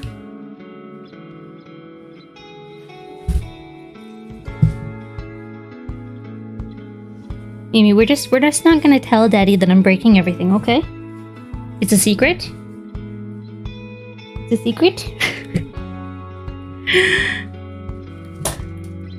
Oh, memory foam filling for it. Yes. Very good idea. Yeah, there's like a lot of extra room in this thingy. I think I can probably put more beans.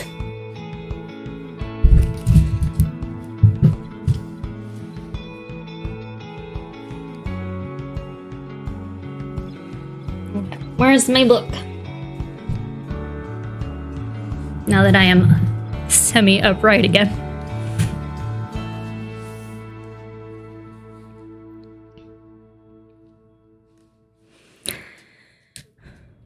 I stared up at the sharp, grassy slope of the small mountain, shivering at the veils of mist that wafted past.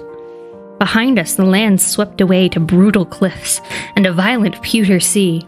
Ahead, nothing but a wide, flat-topped mountain of gray stone and moss.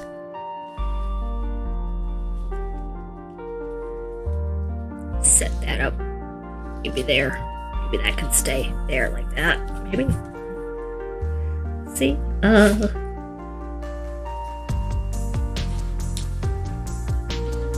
Yeah.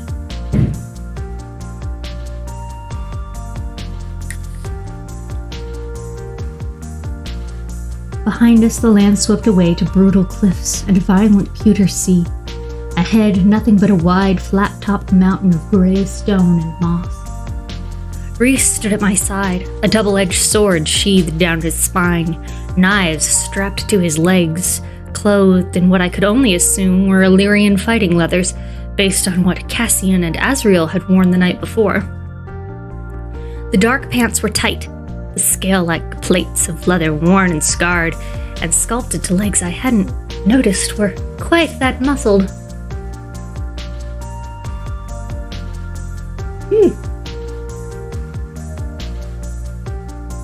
His close-fitting jacket had been built around the wings that were now fully out, bits of dark, scratched armor added at the shoulders and forearms. Ooh, armor is sexy.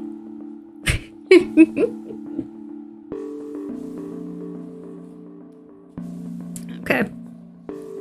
If his attire hadn't told me enough about what we might be facing today, if my own similar attire hadn't told me enough, all I needed was to take one look at the rock before us and know it wouldn't be pleasant. That's right, Katrusha. Very Witcher. You are correct.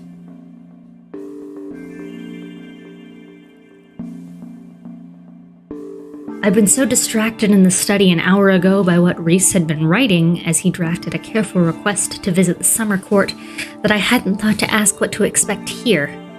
Not that Reese had really bothered explaining why he wanted to visit the summer court beyond improving diplomatic relations. "Where are we?" I said, our first words since winnowing in a moment ago. Valaris had been brisk, sunny. This place, wherever it was freezing, deserted, barren. Only rock and grass and mist and sea. On an island in the heart of the Western Isles,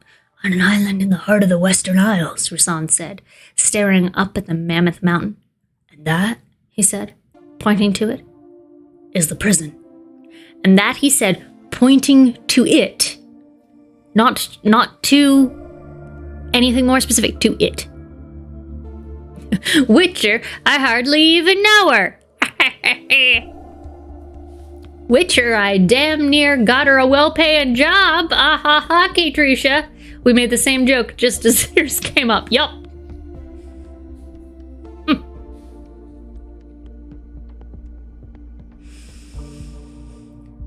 Classic is the joke. It's very good, yes. There was nothing. No one around. I don't see anything.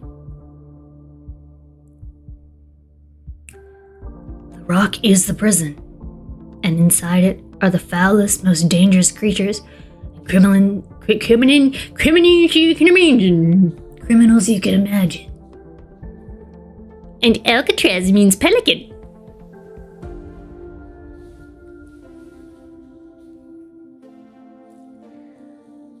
Go inside the stone, under another mountain.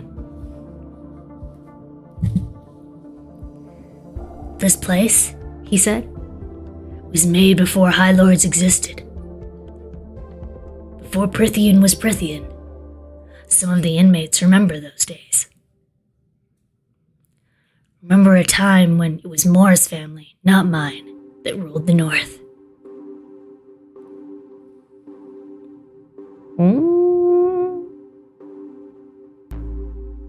Damn. Why won't Amrin go in here?" "Because she was once a prisoner." "Not in that body, I take it." Cruel smile. "No, not at all. Dragon." I think she was like a dragon. But also my brain is now in Dragon Lady.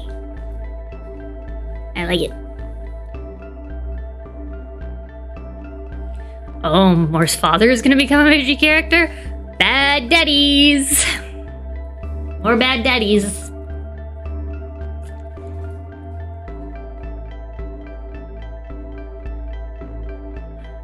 "The hike will get your blood warming," Reese said, "since we can't winnow inside or fly to the entrance. The wards demanded that visitors walk in the long way."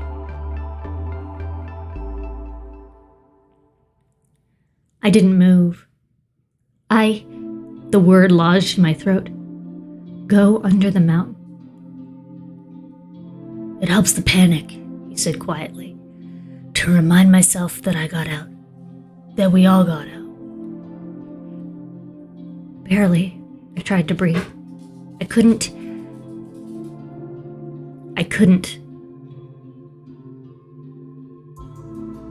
We got out, and it might happen again if we don't go inside. Chill mist bit at my face, and I did, to take a step toward it. My body refused to obey. I tried to take a step again. I tried for Elaine and Nesta and the human world that might be wrecked, but I couldn't.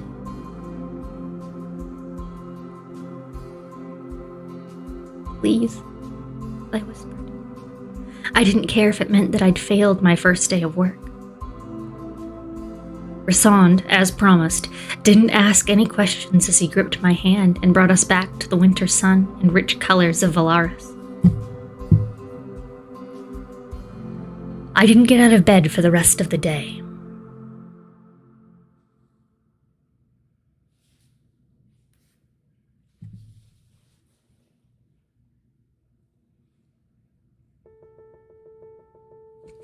Hi, underrated nerd. Oh, you like reading? Name every book. I could try.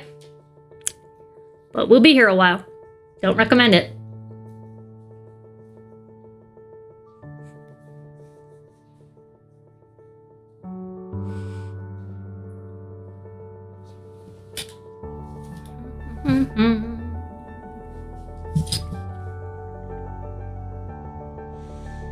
Oh, guys, this is funny. Chapter 18 is 18 minutes long.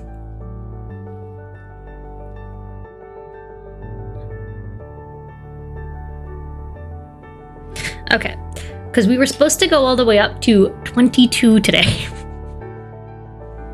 I grossly overestimated how quick I could do this stuff. So yeah, I think we're going to end at chapter 18. I will do it. And then that's the last one for today. And then we will pick back up on Sunday when we start a little earlier too. So maybe if we want to keep going and catch up, we can do it, but not tonight. Not tonight. Okay, this is the last chapter.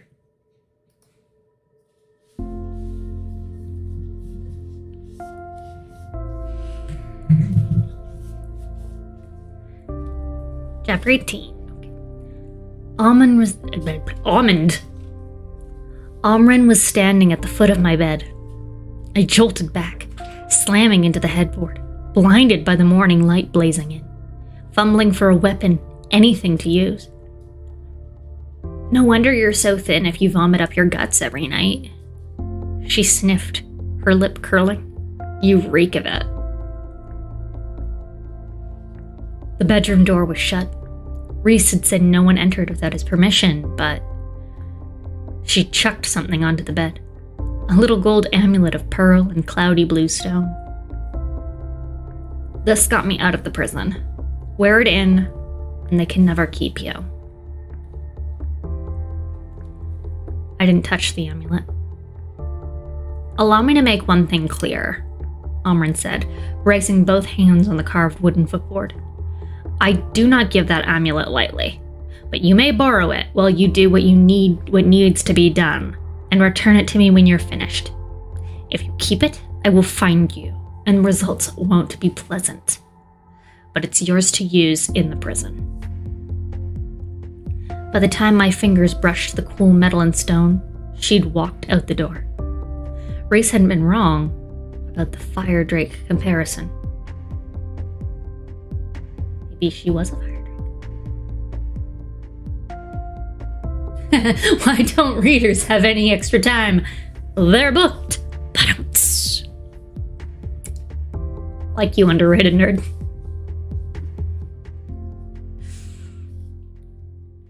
I too am an underrated nerd. What? What's wrong with me? My goodness. Okay. Reese kept frowning at the amulet as we hiked the slope of the prison, so steep that at times we had to crawl on our hands and knees. Higher and higher we climbed, and I drank from the countless little streams that gurgled through the bumps and hollows in the moss grass slopes. All around the mist drifted by, whipped by the wind, whose hollow moaning drowned out our crunching footsteps. When I caught Reese looking at the necklace for the 10th time, I said, "What?" "She gave that to you." "Or she gave that you what? She gave you that?" Not a question. "It must be serious then," I said. "The risk with don't say anything you don't want others hearing." He pointed to the stone beneath us. "The inmates have nothing better to do than to listen through the earth and rock for gossip. They'll sell any bit of information for food, sex, maybe a breath of air." "Who they fucking in that prison?"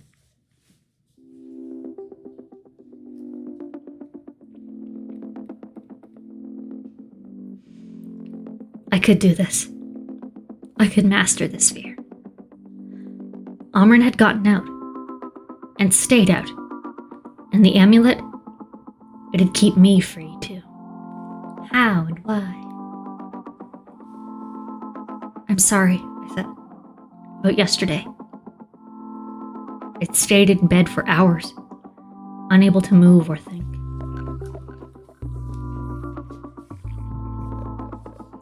Reese held out a hand to help me climb a particularly steep rock, easily hauling me up to where he perched at its top.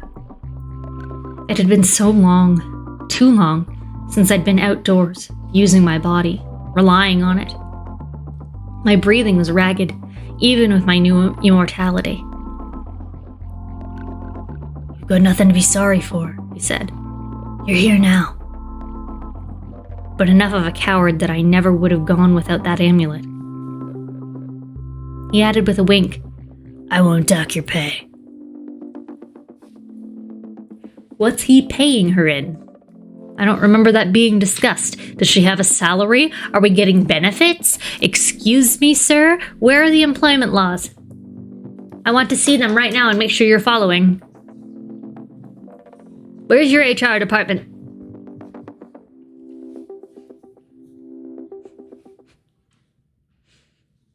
Does everybody undergo WMIS training? What's going on?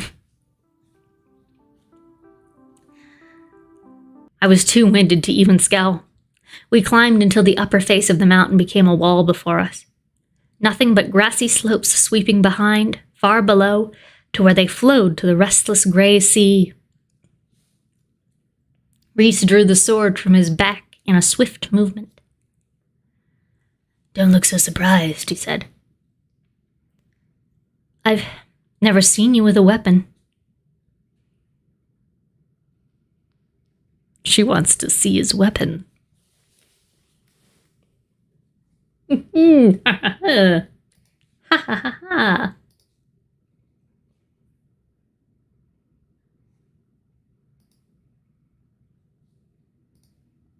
The music has stopped.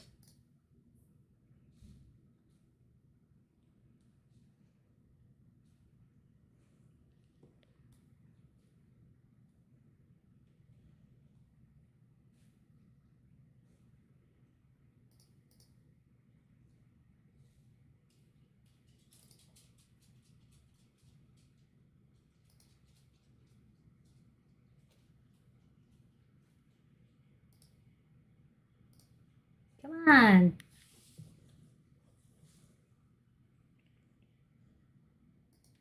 I think my computer is just like really pissed off at me right now, but guys, I had a second computer set up and then it all just like didn't work anymore and I don't know what's wrong. Is it my extremely cheap capture card? Probably.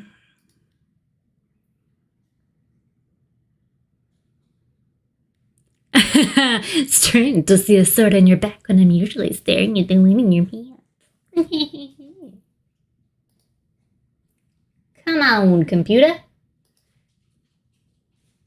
Don't be terrible.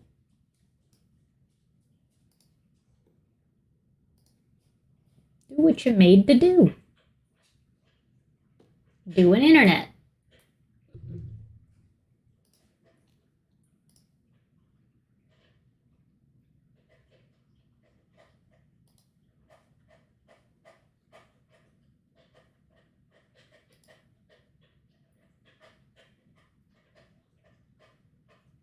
Loading, loading, loading, loading, loading, loading, loading, loading, loading.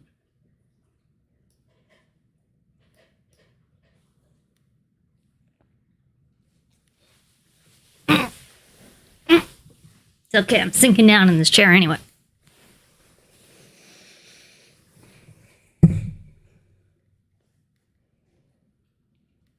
Here, let's swap browsers. It is important to me.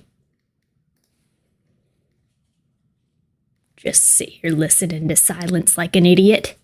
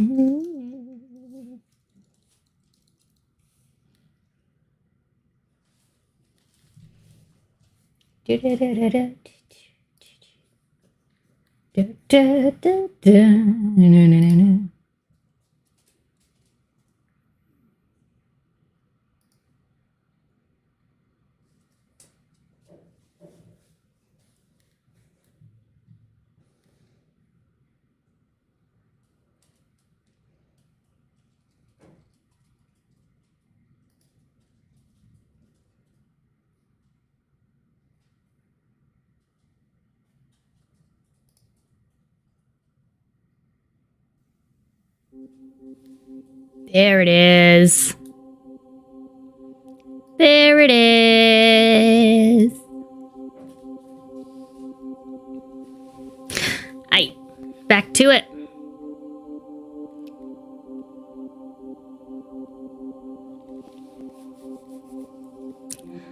I was too winded to even scowl. Oh wait, no, we did this part. Oh, yes, the bit where I've never seen you without your weapon. Aside from the dagger, he'd grabbed to slit Amarantha's throat at the end, to spare me from agony. Cassian would laugh himself hoarse hearing that, and then make me go into the sparring ring with him. Can he beat you? Hand-to-hand combat? Yes. He'd have to earn it for a change, but he'd win. No arrogance, no pride. Cassian is the best warrior I've encountered in any court. Any land. He leads my armies because of it. I didn't doubt his claim. And the other Illyrian? Azrael. His hands. The scars, I mean. I said. Where did they come from? Rhys was quiet a moment. Then he said, too softly, his father had 2 legitimate sons, both older than Azrael. Both cruel and spoiled. They learned it from their mother, the Lord's wife. For the 11 years that Azrael lived in his father's keep, she saw to it that he was kept in a cell with no window, no light. They let him out for an hour every day, let him see his mother for an hour once a week. He wasn't permitted to train or fly, or any of the things his Illyrian instincts roared at him to do. When he was 8, his brothers decided it'd be fun to see what happened when you mixed an Illyrian's quick healing gifts with oil and fire. The warriors heard Azrael screaming, but not quick enough to save his hands. Nausea swamped me, but that still left him with 3 more years living with them. What other horrors had he endured before he was sent to that mountain camp? Were his brothers punished? Rhys's face was as unfeeling as the rock and wind and sea around us as he said, with lethal quiet, eventually. There was enough rawness in the words that I instead asked, and more, what does she do for you? More is who I'll call in when the armies fail and Cassian and Azrael are both dead. My blood chilled. So she's supposed to wait until then? No. As my third, More is my court overseer. She looks after the dynamics between the court of nightmares and the court of dreams, and runs both Valaris and the human city. I suppose in the mortal realm, she might be considered queen. And Amren? Her duties as my second make her my political advisor, walking library, and doer of my dirty work. I appointed her upon gaining my throne, but she was my ally, maybe my friend, long before that. I mean, in that war where your armies fail and Cassian and Azrael are dead, and even more is gone. Each word was like ice on my tongue. Rhys paused his reach for the bald rock face before us. If that day comes, I'll find a way to break the spell on Amren and unleash her on the world, and ask her to end me first. By the mother, what is she? After our chat this morning, perhaps it was stupid to ask. Something else. Something worse than us. And if she ever finds a way to shed her prison of flesh and bone, Cauldron save us all. I shivered again and stared up at the sheer stone wall. I can't climb bare rock like this. You don't need to, Reese said, laying a hand flat on the stone. Like a mirage, it vanished in a ripple of light. Pale, carved gates stood in its place, so high their tops were lost in the mist.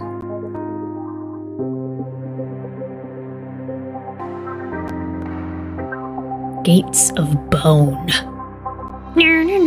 Bone gates.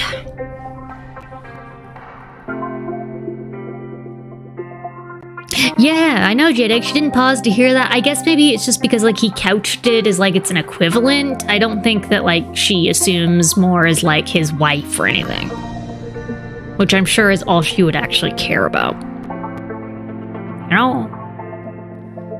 Like, she knows they're, like, family. They're, like, cousins, so.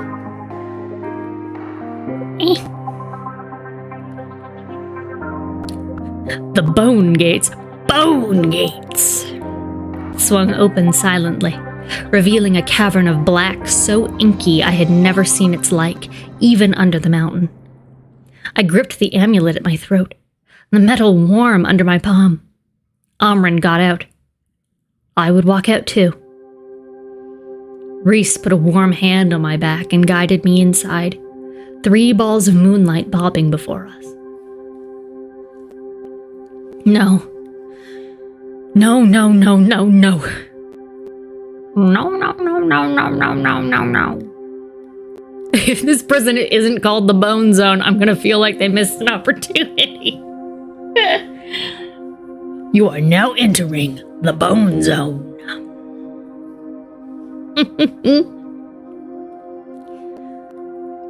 Breathe, he said in my ear. 1 breath. Where are the guards? I managed to get out past the tightness in my lungs. They dwell within the rock of the mountain, he murmured, his hand finding mine and wrapping around it as he tugged me into the immortal gloom. They only emerge at feeding time, or to deal with restless prisoners. They are nothing but shadows of thought and an ancient spell. This is almost too, although it's funny, the song is titled Just Breathe, and he just said Just Breathe, but this is a little bit too ethereal, I think.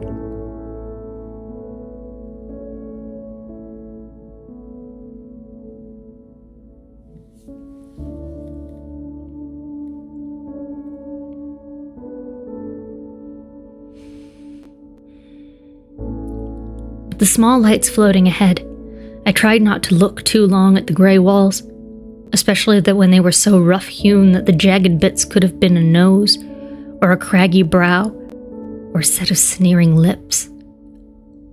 The dry ground was clear of anything but pebbles, and there was silence. Utter silence as we rounded a bend, and the last of the light from the misty world faded into inky black. I focused on my breathing. I couldn't be trapped here. I couldn't be locked in this horrible, dead place. The path plunged deep into the belly of the mountain, and I clutched Reese's fingers to keep from losing my footing. He still had his sword gripped in his other hand.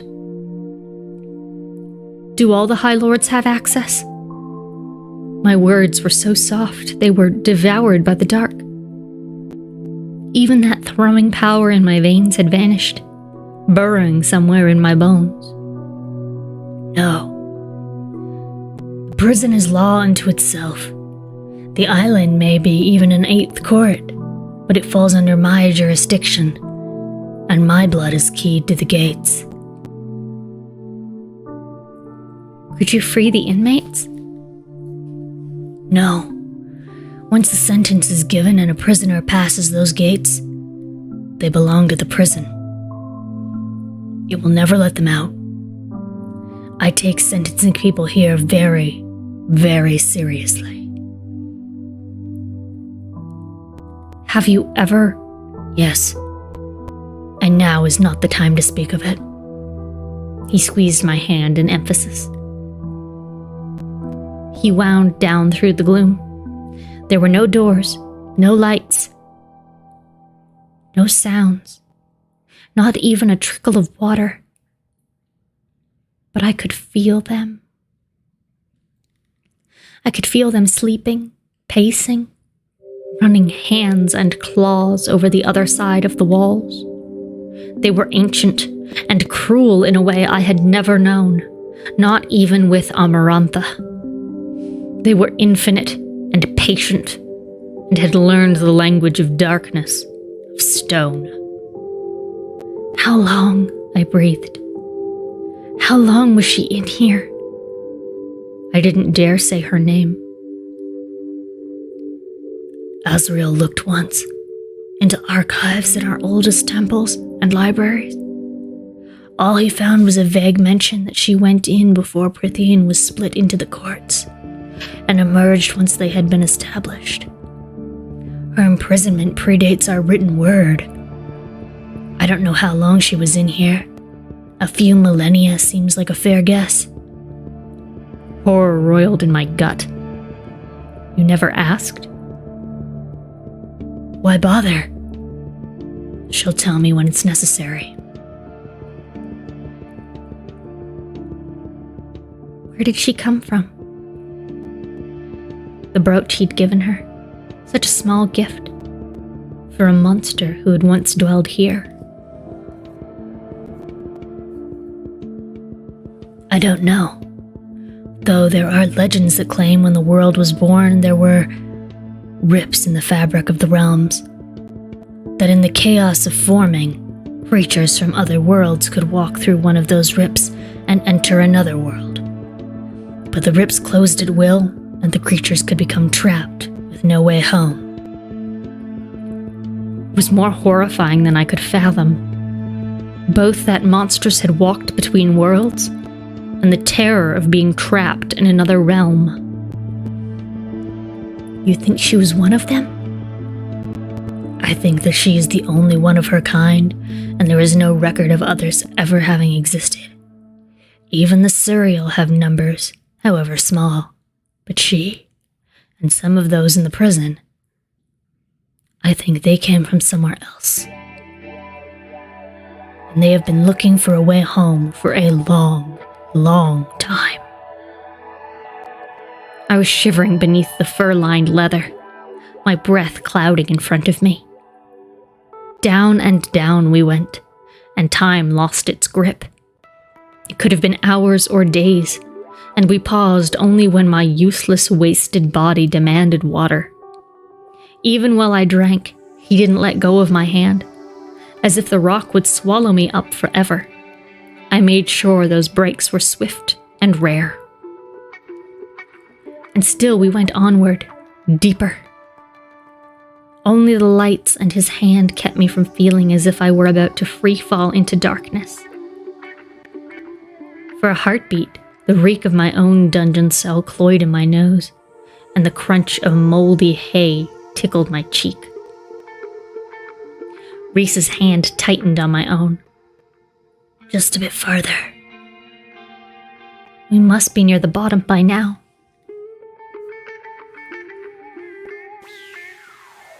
Something about this song feels appropriate for the Bone Zone.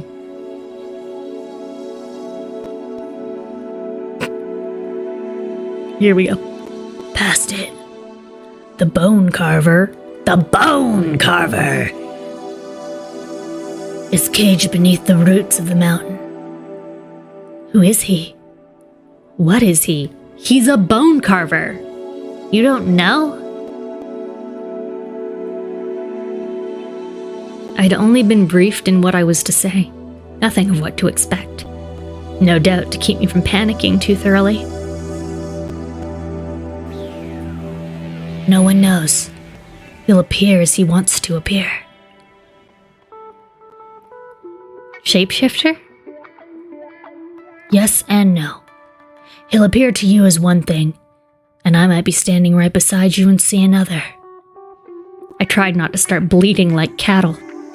Cattle doesn't bleat, sheep bleat. Cattle moo.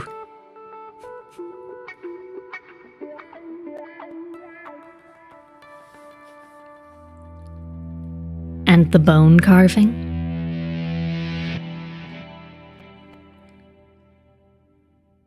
Mood point. Yes. You'll see. Reese stopped before a smooth slab of stone. I don't want to see him carve a bone.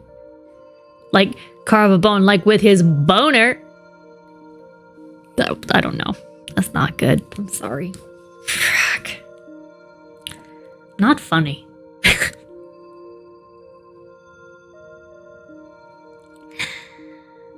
The hall continued down into the ageless dark. The air here was tight, compact. Even my puffs of breath on the chill air seemed short-lived.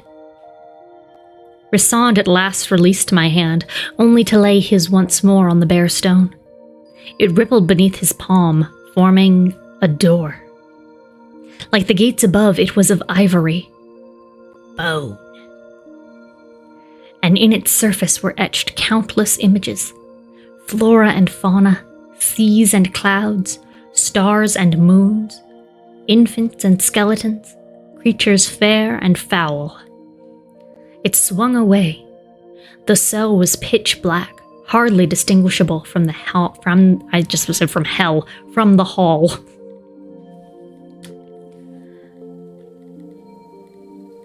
Okay, guys, I have to come up with a bone carver voice. Let's see here. Okay, right now it says that it's small. We'll see if this changes, but for now. I have carved the doors of every prisoner in this place. If this helps. Okay, Keytrucia, yes, this may help. What is your note? He's a little boy! He's a little boy! Little bone carver boy! He's the little bone carving man. Oh, this is what I'm doing. I'm sorry. He's a little goblin boy.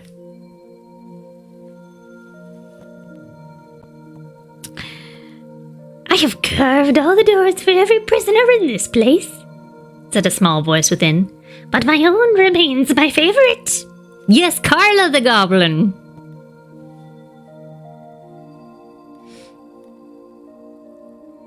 I'd have to agree, Rissand said. He stepped inside, the light bobbing ahead to illuminate a dark-haired boy sitting beside the far wall, eyes of crushing blue taking in Rissand, then sliding to where I lurked in the doorway. Reese reached into a bag I hadn't realized he'd been carrying. No, one he'd summoned from whatever pocket between realms he used for storage. He has a pocket dimension. Those are really useful. I like them. I wish I had one for all of my trash.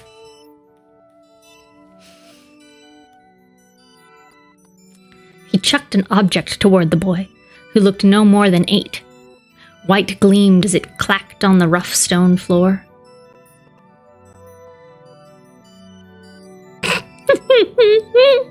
A.K.A. pulled it out of his ass. Another bone, long and sturdy. Ah, long, sturdy bone. And jagged on one end. Shit. The calf bone that made the final kill when Feyre slew the Middengard worm. This boy loves bones! Oh, guys, it's just Marcus Parks. Exactly, Pippino. Yes, it's just Marcus. It's just little baby Marcus. If I could do a Marcus impression, I would just do a Marcus impression, but I could do him as a Texan, but I like him better as a goblin boy. So, this is what we're doing.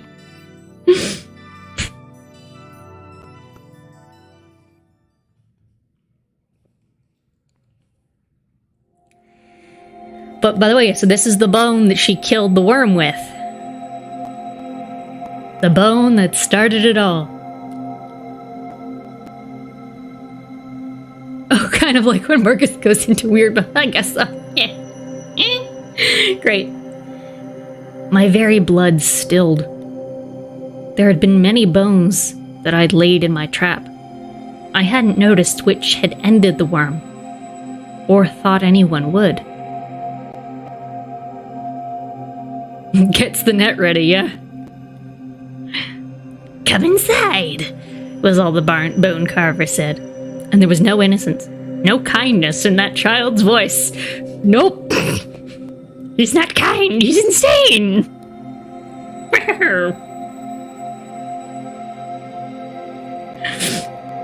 By the way, I do that voice sometimes, like as a joke when I'm making funny japes. My partner hates it. He hates my goblin person voice.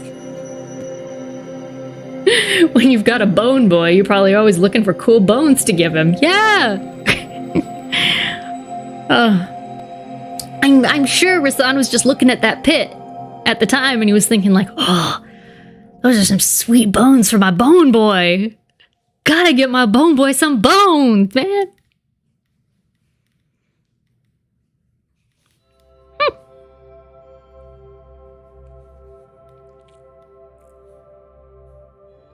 But yeah, no, my partner hates my goblin. Hates my goblin boy. He just looks at me like I'm insane. And I am. It's fair.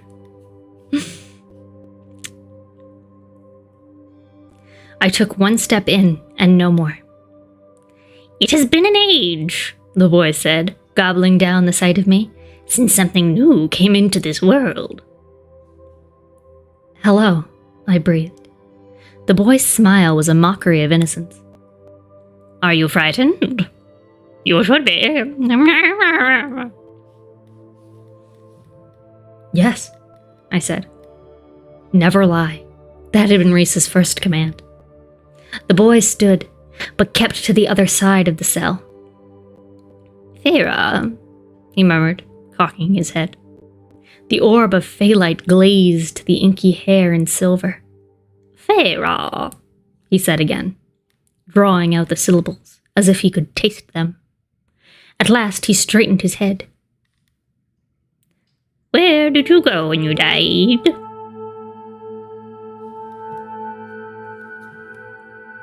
A question for a question, I replied, as I'd been instructed over breakfast. The bone carver inclined his head to respond. You were always smarter than your forefathers. But those eyes alighted on me. Tell me where you went, what you saw, and I will answer your question. your mom's house. Boom! Got him!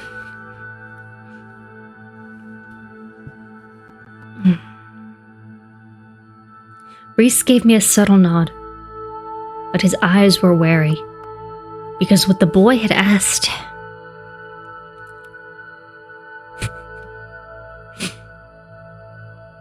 I had to calm my breathing to think, to remember.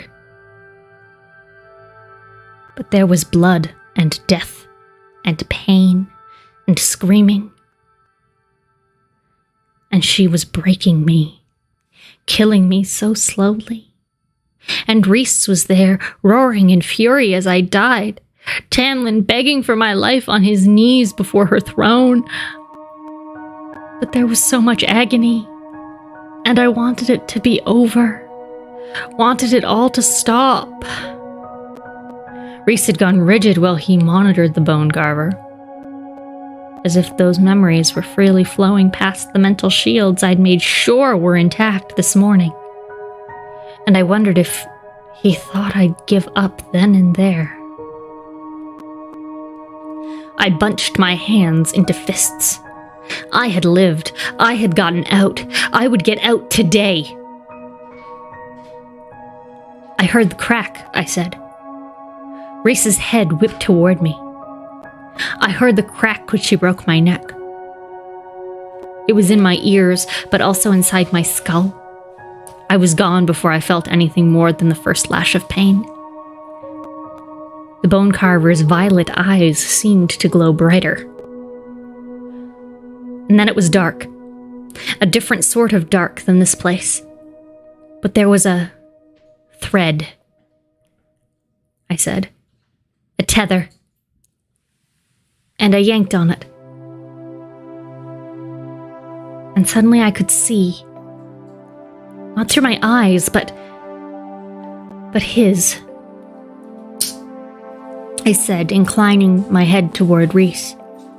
I uncurled the fingers of my tattooed hand, and I knew I was dead. And this tiny scrap of spirit was all that was left of me, clinging to the thread of our bargain.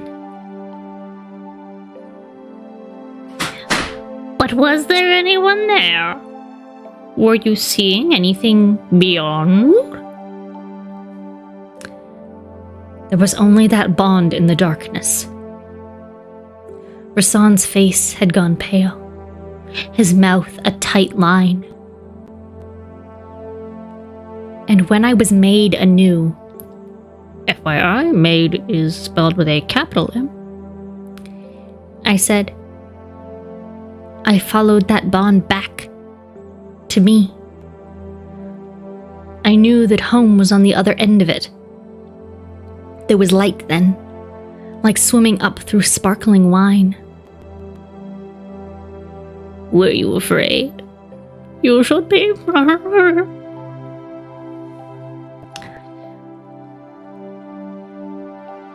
All I wanted was to return to the people around me. I wanted it badly enough. I didn't have room for fear. The worst had happened, and the darkness was calm and quiet. It did not seem like a bad thing to fade into. But I wanted to go home. So I followed the bond home. There was no other world, the bone carver pushed. If there was, or is, I did not see it. No light? No portal?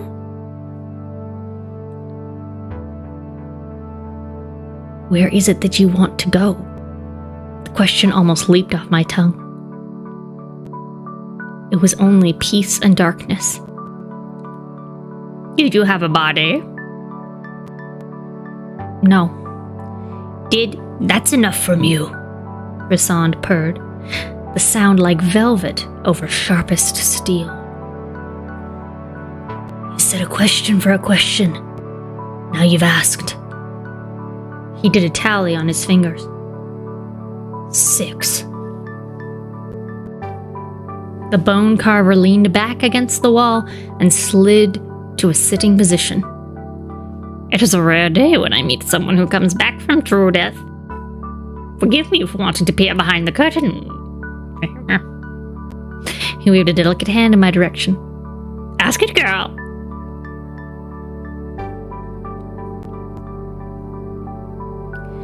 If there was no body, nothing but perhaps a bit of bone. Oh, bones! I love bones!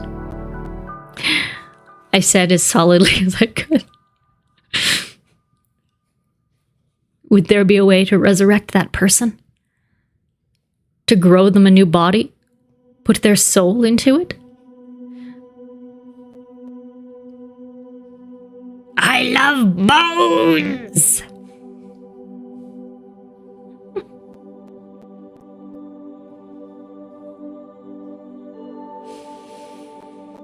Those eyes flashed. Was the soul somehow preserved? Contained? I tried not to think about the eye ring Amarantha had worn. The soul she'd trapped inside to witness her every horror and depravity. Yes. There is no way. I almost sighed in relief.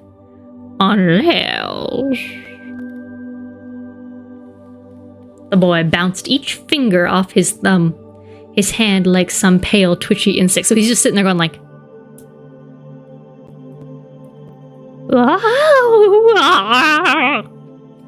This looks like he's just jangling a nutsack. Terrible. He is the Bone Man.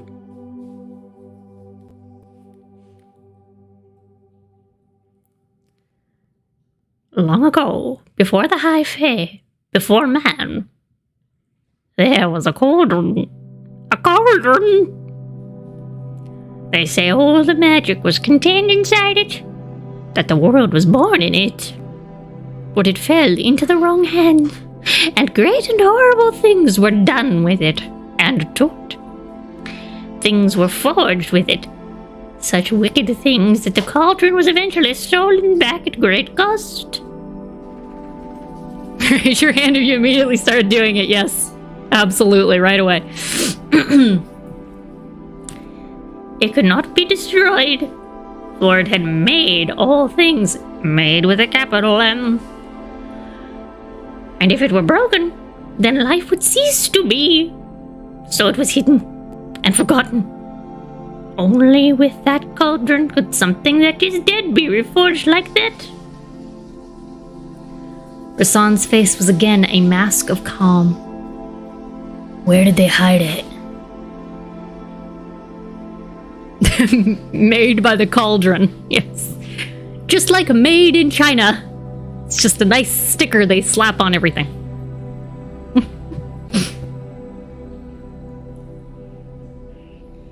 Tell me a secret no one knows, Lord of Night, and I'll tell you mine. I braced myself for whatever horrible truth was about to come my way. Pippa, no! You've got a cauldron emote! Damn! Pulling it out at the right moment. Let me see. If I scroll over this, will it tell me whose emote this is? Oh, it's Holden's cauldron! I didn't know Holden had a cauldron emote.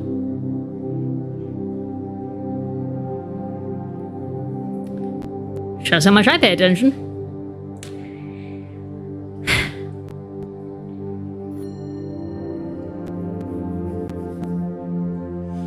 Whoa, whew. Ah, from when Gloss was on his channel. That makes sense. I love it. I love it. We're stealing his emote. We're using it.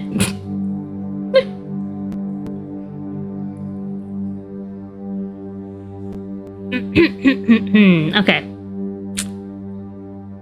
I braced myself for whatever horrible truth was about to come my way. But Rasan said, and I read a little ahead here while I was preparing, and I love this secret because I have a similar issue. My right knee gets a twinge of pain when it rains. I wrecked it during the war, and it's hurt ever since. Boy has an old man pain. I too get pain in my joints when it rains. As an elderly 27-year-old woman. Oh shit, my right knee hurts so bad right now. Yeah.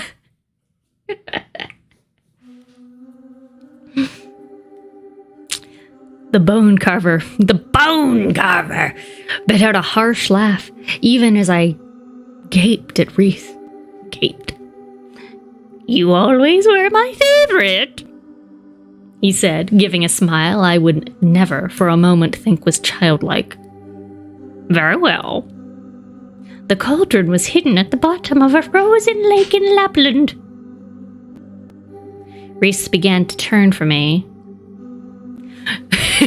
You have something wrong with your bones?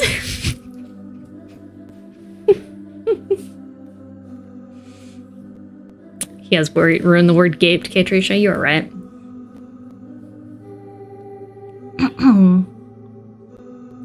Reese began to turn from me, as if he'd head there right now. But the bone carver added, and vanished a long, long time ago. Reese halted. I don't know where it went to, or where it is now. Millennia before you were born, the 3 feet on which it stands were successfully cleaved from its base in an attempt to fracture some of its power. It worked. Barely. Removing the feet was like cutting off the first knuckle of a finger. Oh, like how they declaw cats. It's terrible. Irksome, but you could still use the rest with some difficulty. The feet were hidden in 3 different temples: Suzera, Sangrava, and Ithaca. Girl, you're 1 letter off from Ithaca. You really think that you're doing something creative there? Come on.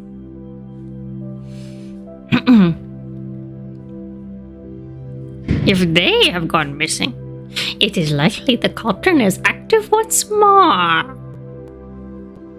and that the wielder wants it at full power, and not a wisp of it missing.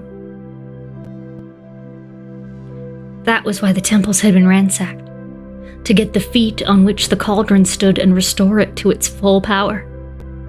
Reese merely said, I don't suppose you know who now has the cauldron. The bone carver pointed a small finger at me. Promise that you'll give me her bones when she dies, and I'll think about it. Give me your bones. I want your bones. I want your bones. What a bizarre thing. I stiffened, but the boy laughed. No. I don't think even you would promise that for a son. I might have called the look on Reese's face a warning. Thank you for your help, he said, placing a hand on my back to guide me out. But if he knew... I turned again to the boy creature. There was a choice. In death, I said. Those eyes guttered with cobalt fire. Reese's hand contracted on my back, but remained.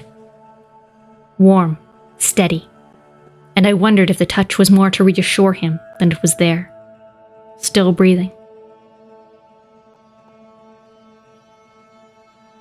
I knew, I went on, that I could drift away into the dark, and I chose to fight, to hold on for a bit longer. Yet I knew if I wanted, I could have faded. And maybe it would be a new world, a realm of rest and peace. But I wasn't ready for it. Not to go there alone. I knew there was something else waiting beyond that dark. Something good. For a moment, those blue eyes flared brighter. Then the boy said, You know who has the cauldron, Razong. Who has been pillaging the temples? You only came here to confirm what you have long guessed. The King of Highburn. Dread sluiced through my veins and pooled in my stomach. I shouldn't have been surprised, should have known, but the carver said nothing more, waiting for another truth. So I offered up another shattered piece of me. Her bowels, how her bowels doing?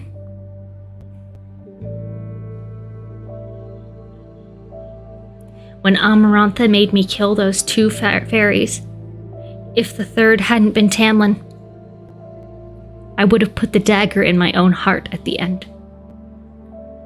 Oh, there's that going to water. Reese went still. I knew there was no coming back from what I'd done, I said, wondering if the blue flame in the carver's eyes might burn my ruined soul to ash. And once I broke their curse, once I knew I'd saved them, I just wanted enough time to turn that dagger on myself. I only decided I wanted to live when she killed me, and I knew I had not finished whatever it was I'd been born to do. I dared a glance at Reese, and there was something like devastation on his beautiful face. It was gone in a blink. Even the bone carver said gently, With the cauldron, you could do other things than raise the dead. You could shatter the wall. The only thing keeping human lands, my family, safe from not just Highburn, but other fairies. It is likely. I'm gonna assume this is the Goblin Boy because I just want to keep doing his voice until something tells me otherwise. It is likely that Highburn has been quiet for so many years because he was haunting the cauldron, learning its secrets. Resurrection of a specific individual, might very well have been his first test once the feet were reunited. And now he finds that the cauldron is pure energy, pure power. And like any magic, it can be depleted. So he will let it rest, let it gather strength, learn its secrets to feed it more energy, more power. Is there a way to stop it? I breathed. Silence. Expectant, waiting, silence.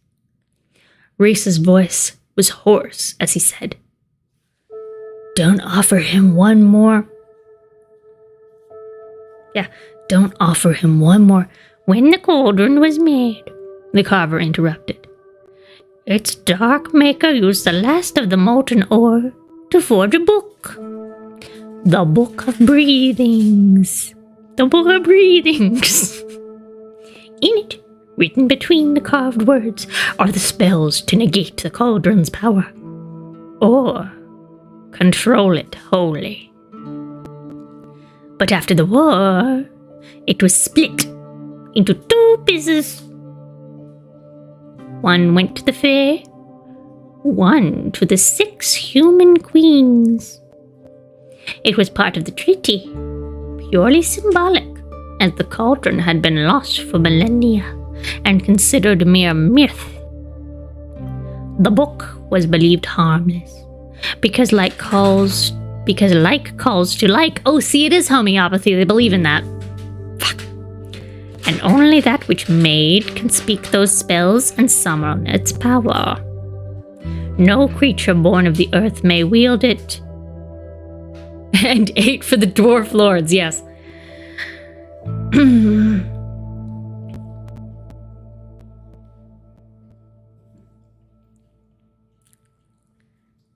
Okay, where was I? No creature born of the earth may wield it.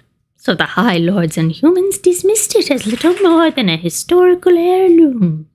But if the book were in the hands of something reforged, you would have to test such a theory, of course. But it might be possible. His eyes narrowed to amused slits as I realized.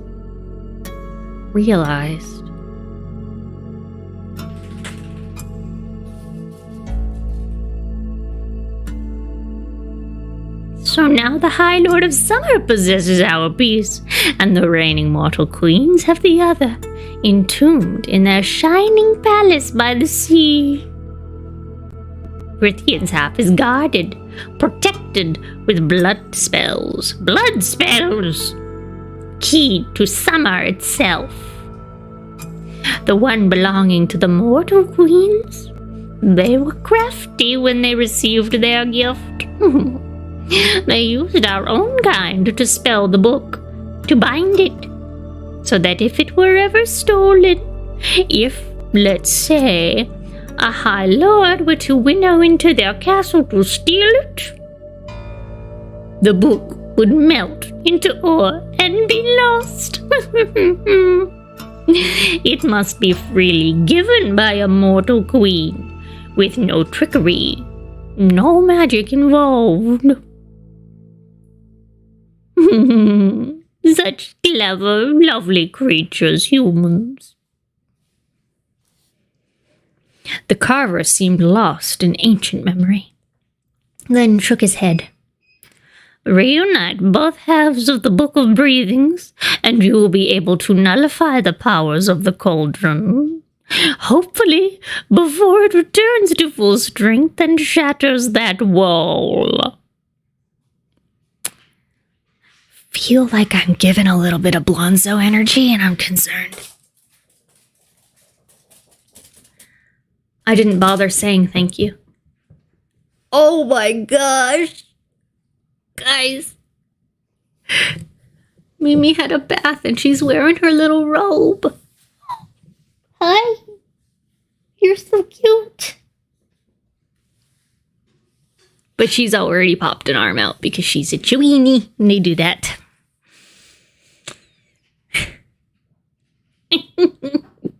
My partner got home a little while ago. He was just giving her a little bath. It's So cute. I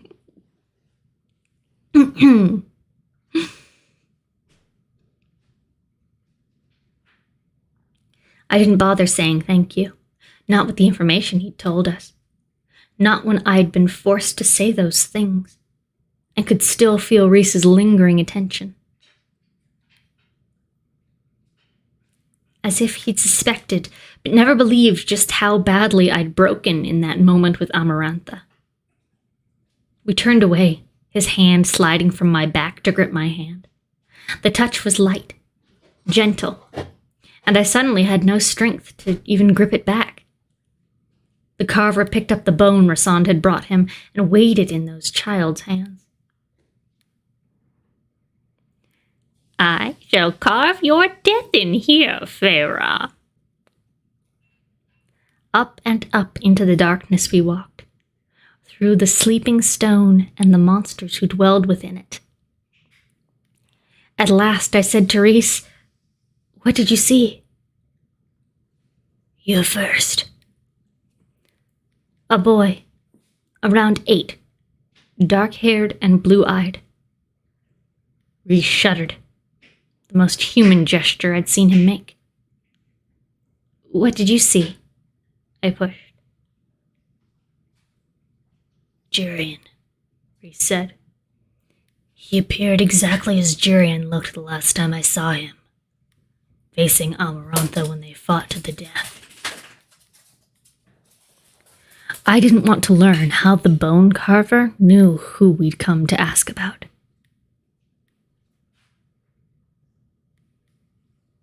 And that's the end of the chapter. Katrusha, can you tell me, do we ever see the bone carver again? Or have I used that voice up? Is that gone forever?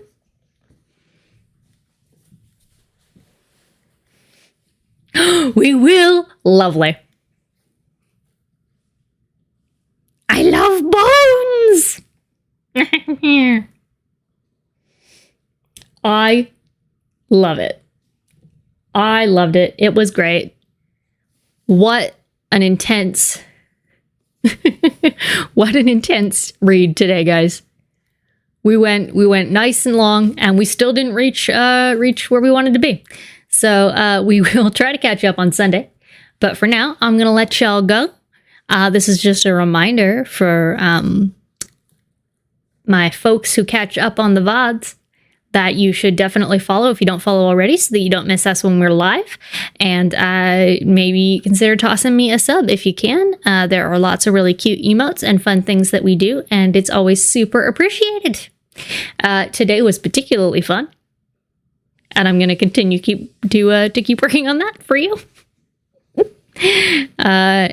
So yeah, I will see you all this weekend for more fun. Saturday Slumber Party is, as of this moment, still going to happen, so let's get back into that routine. If enough of you show up this time, we'll watch a movie. And yeah, so then, yeah, Saturday Slumber Party is happening. 7 p.m. EST on Saturday night. And then Sunday at 3 p.m. EST, we will continue reading the book. So all y'all have a good night. I don't know who we're raiding, but we will raid somebody. And I'll see y'all soon. Bye.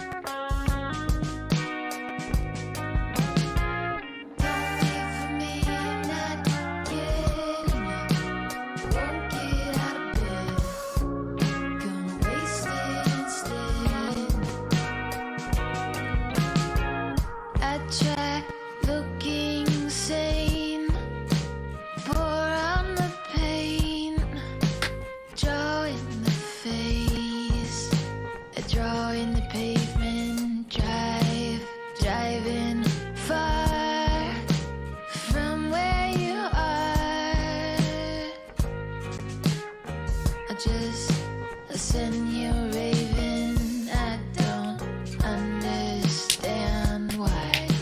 I just won't hand dry. I just won't dry. I don't understand why. If I could be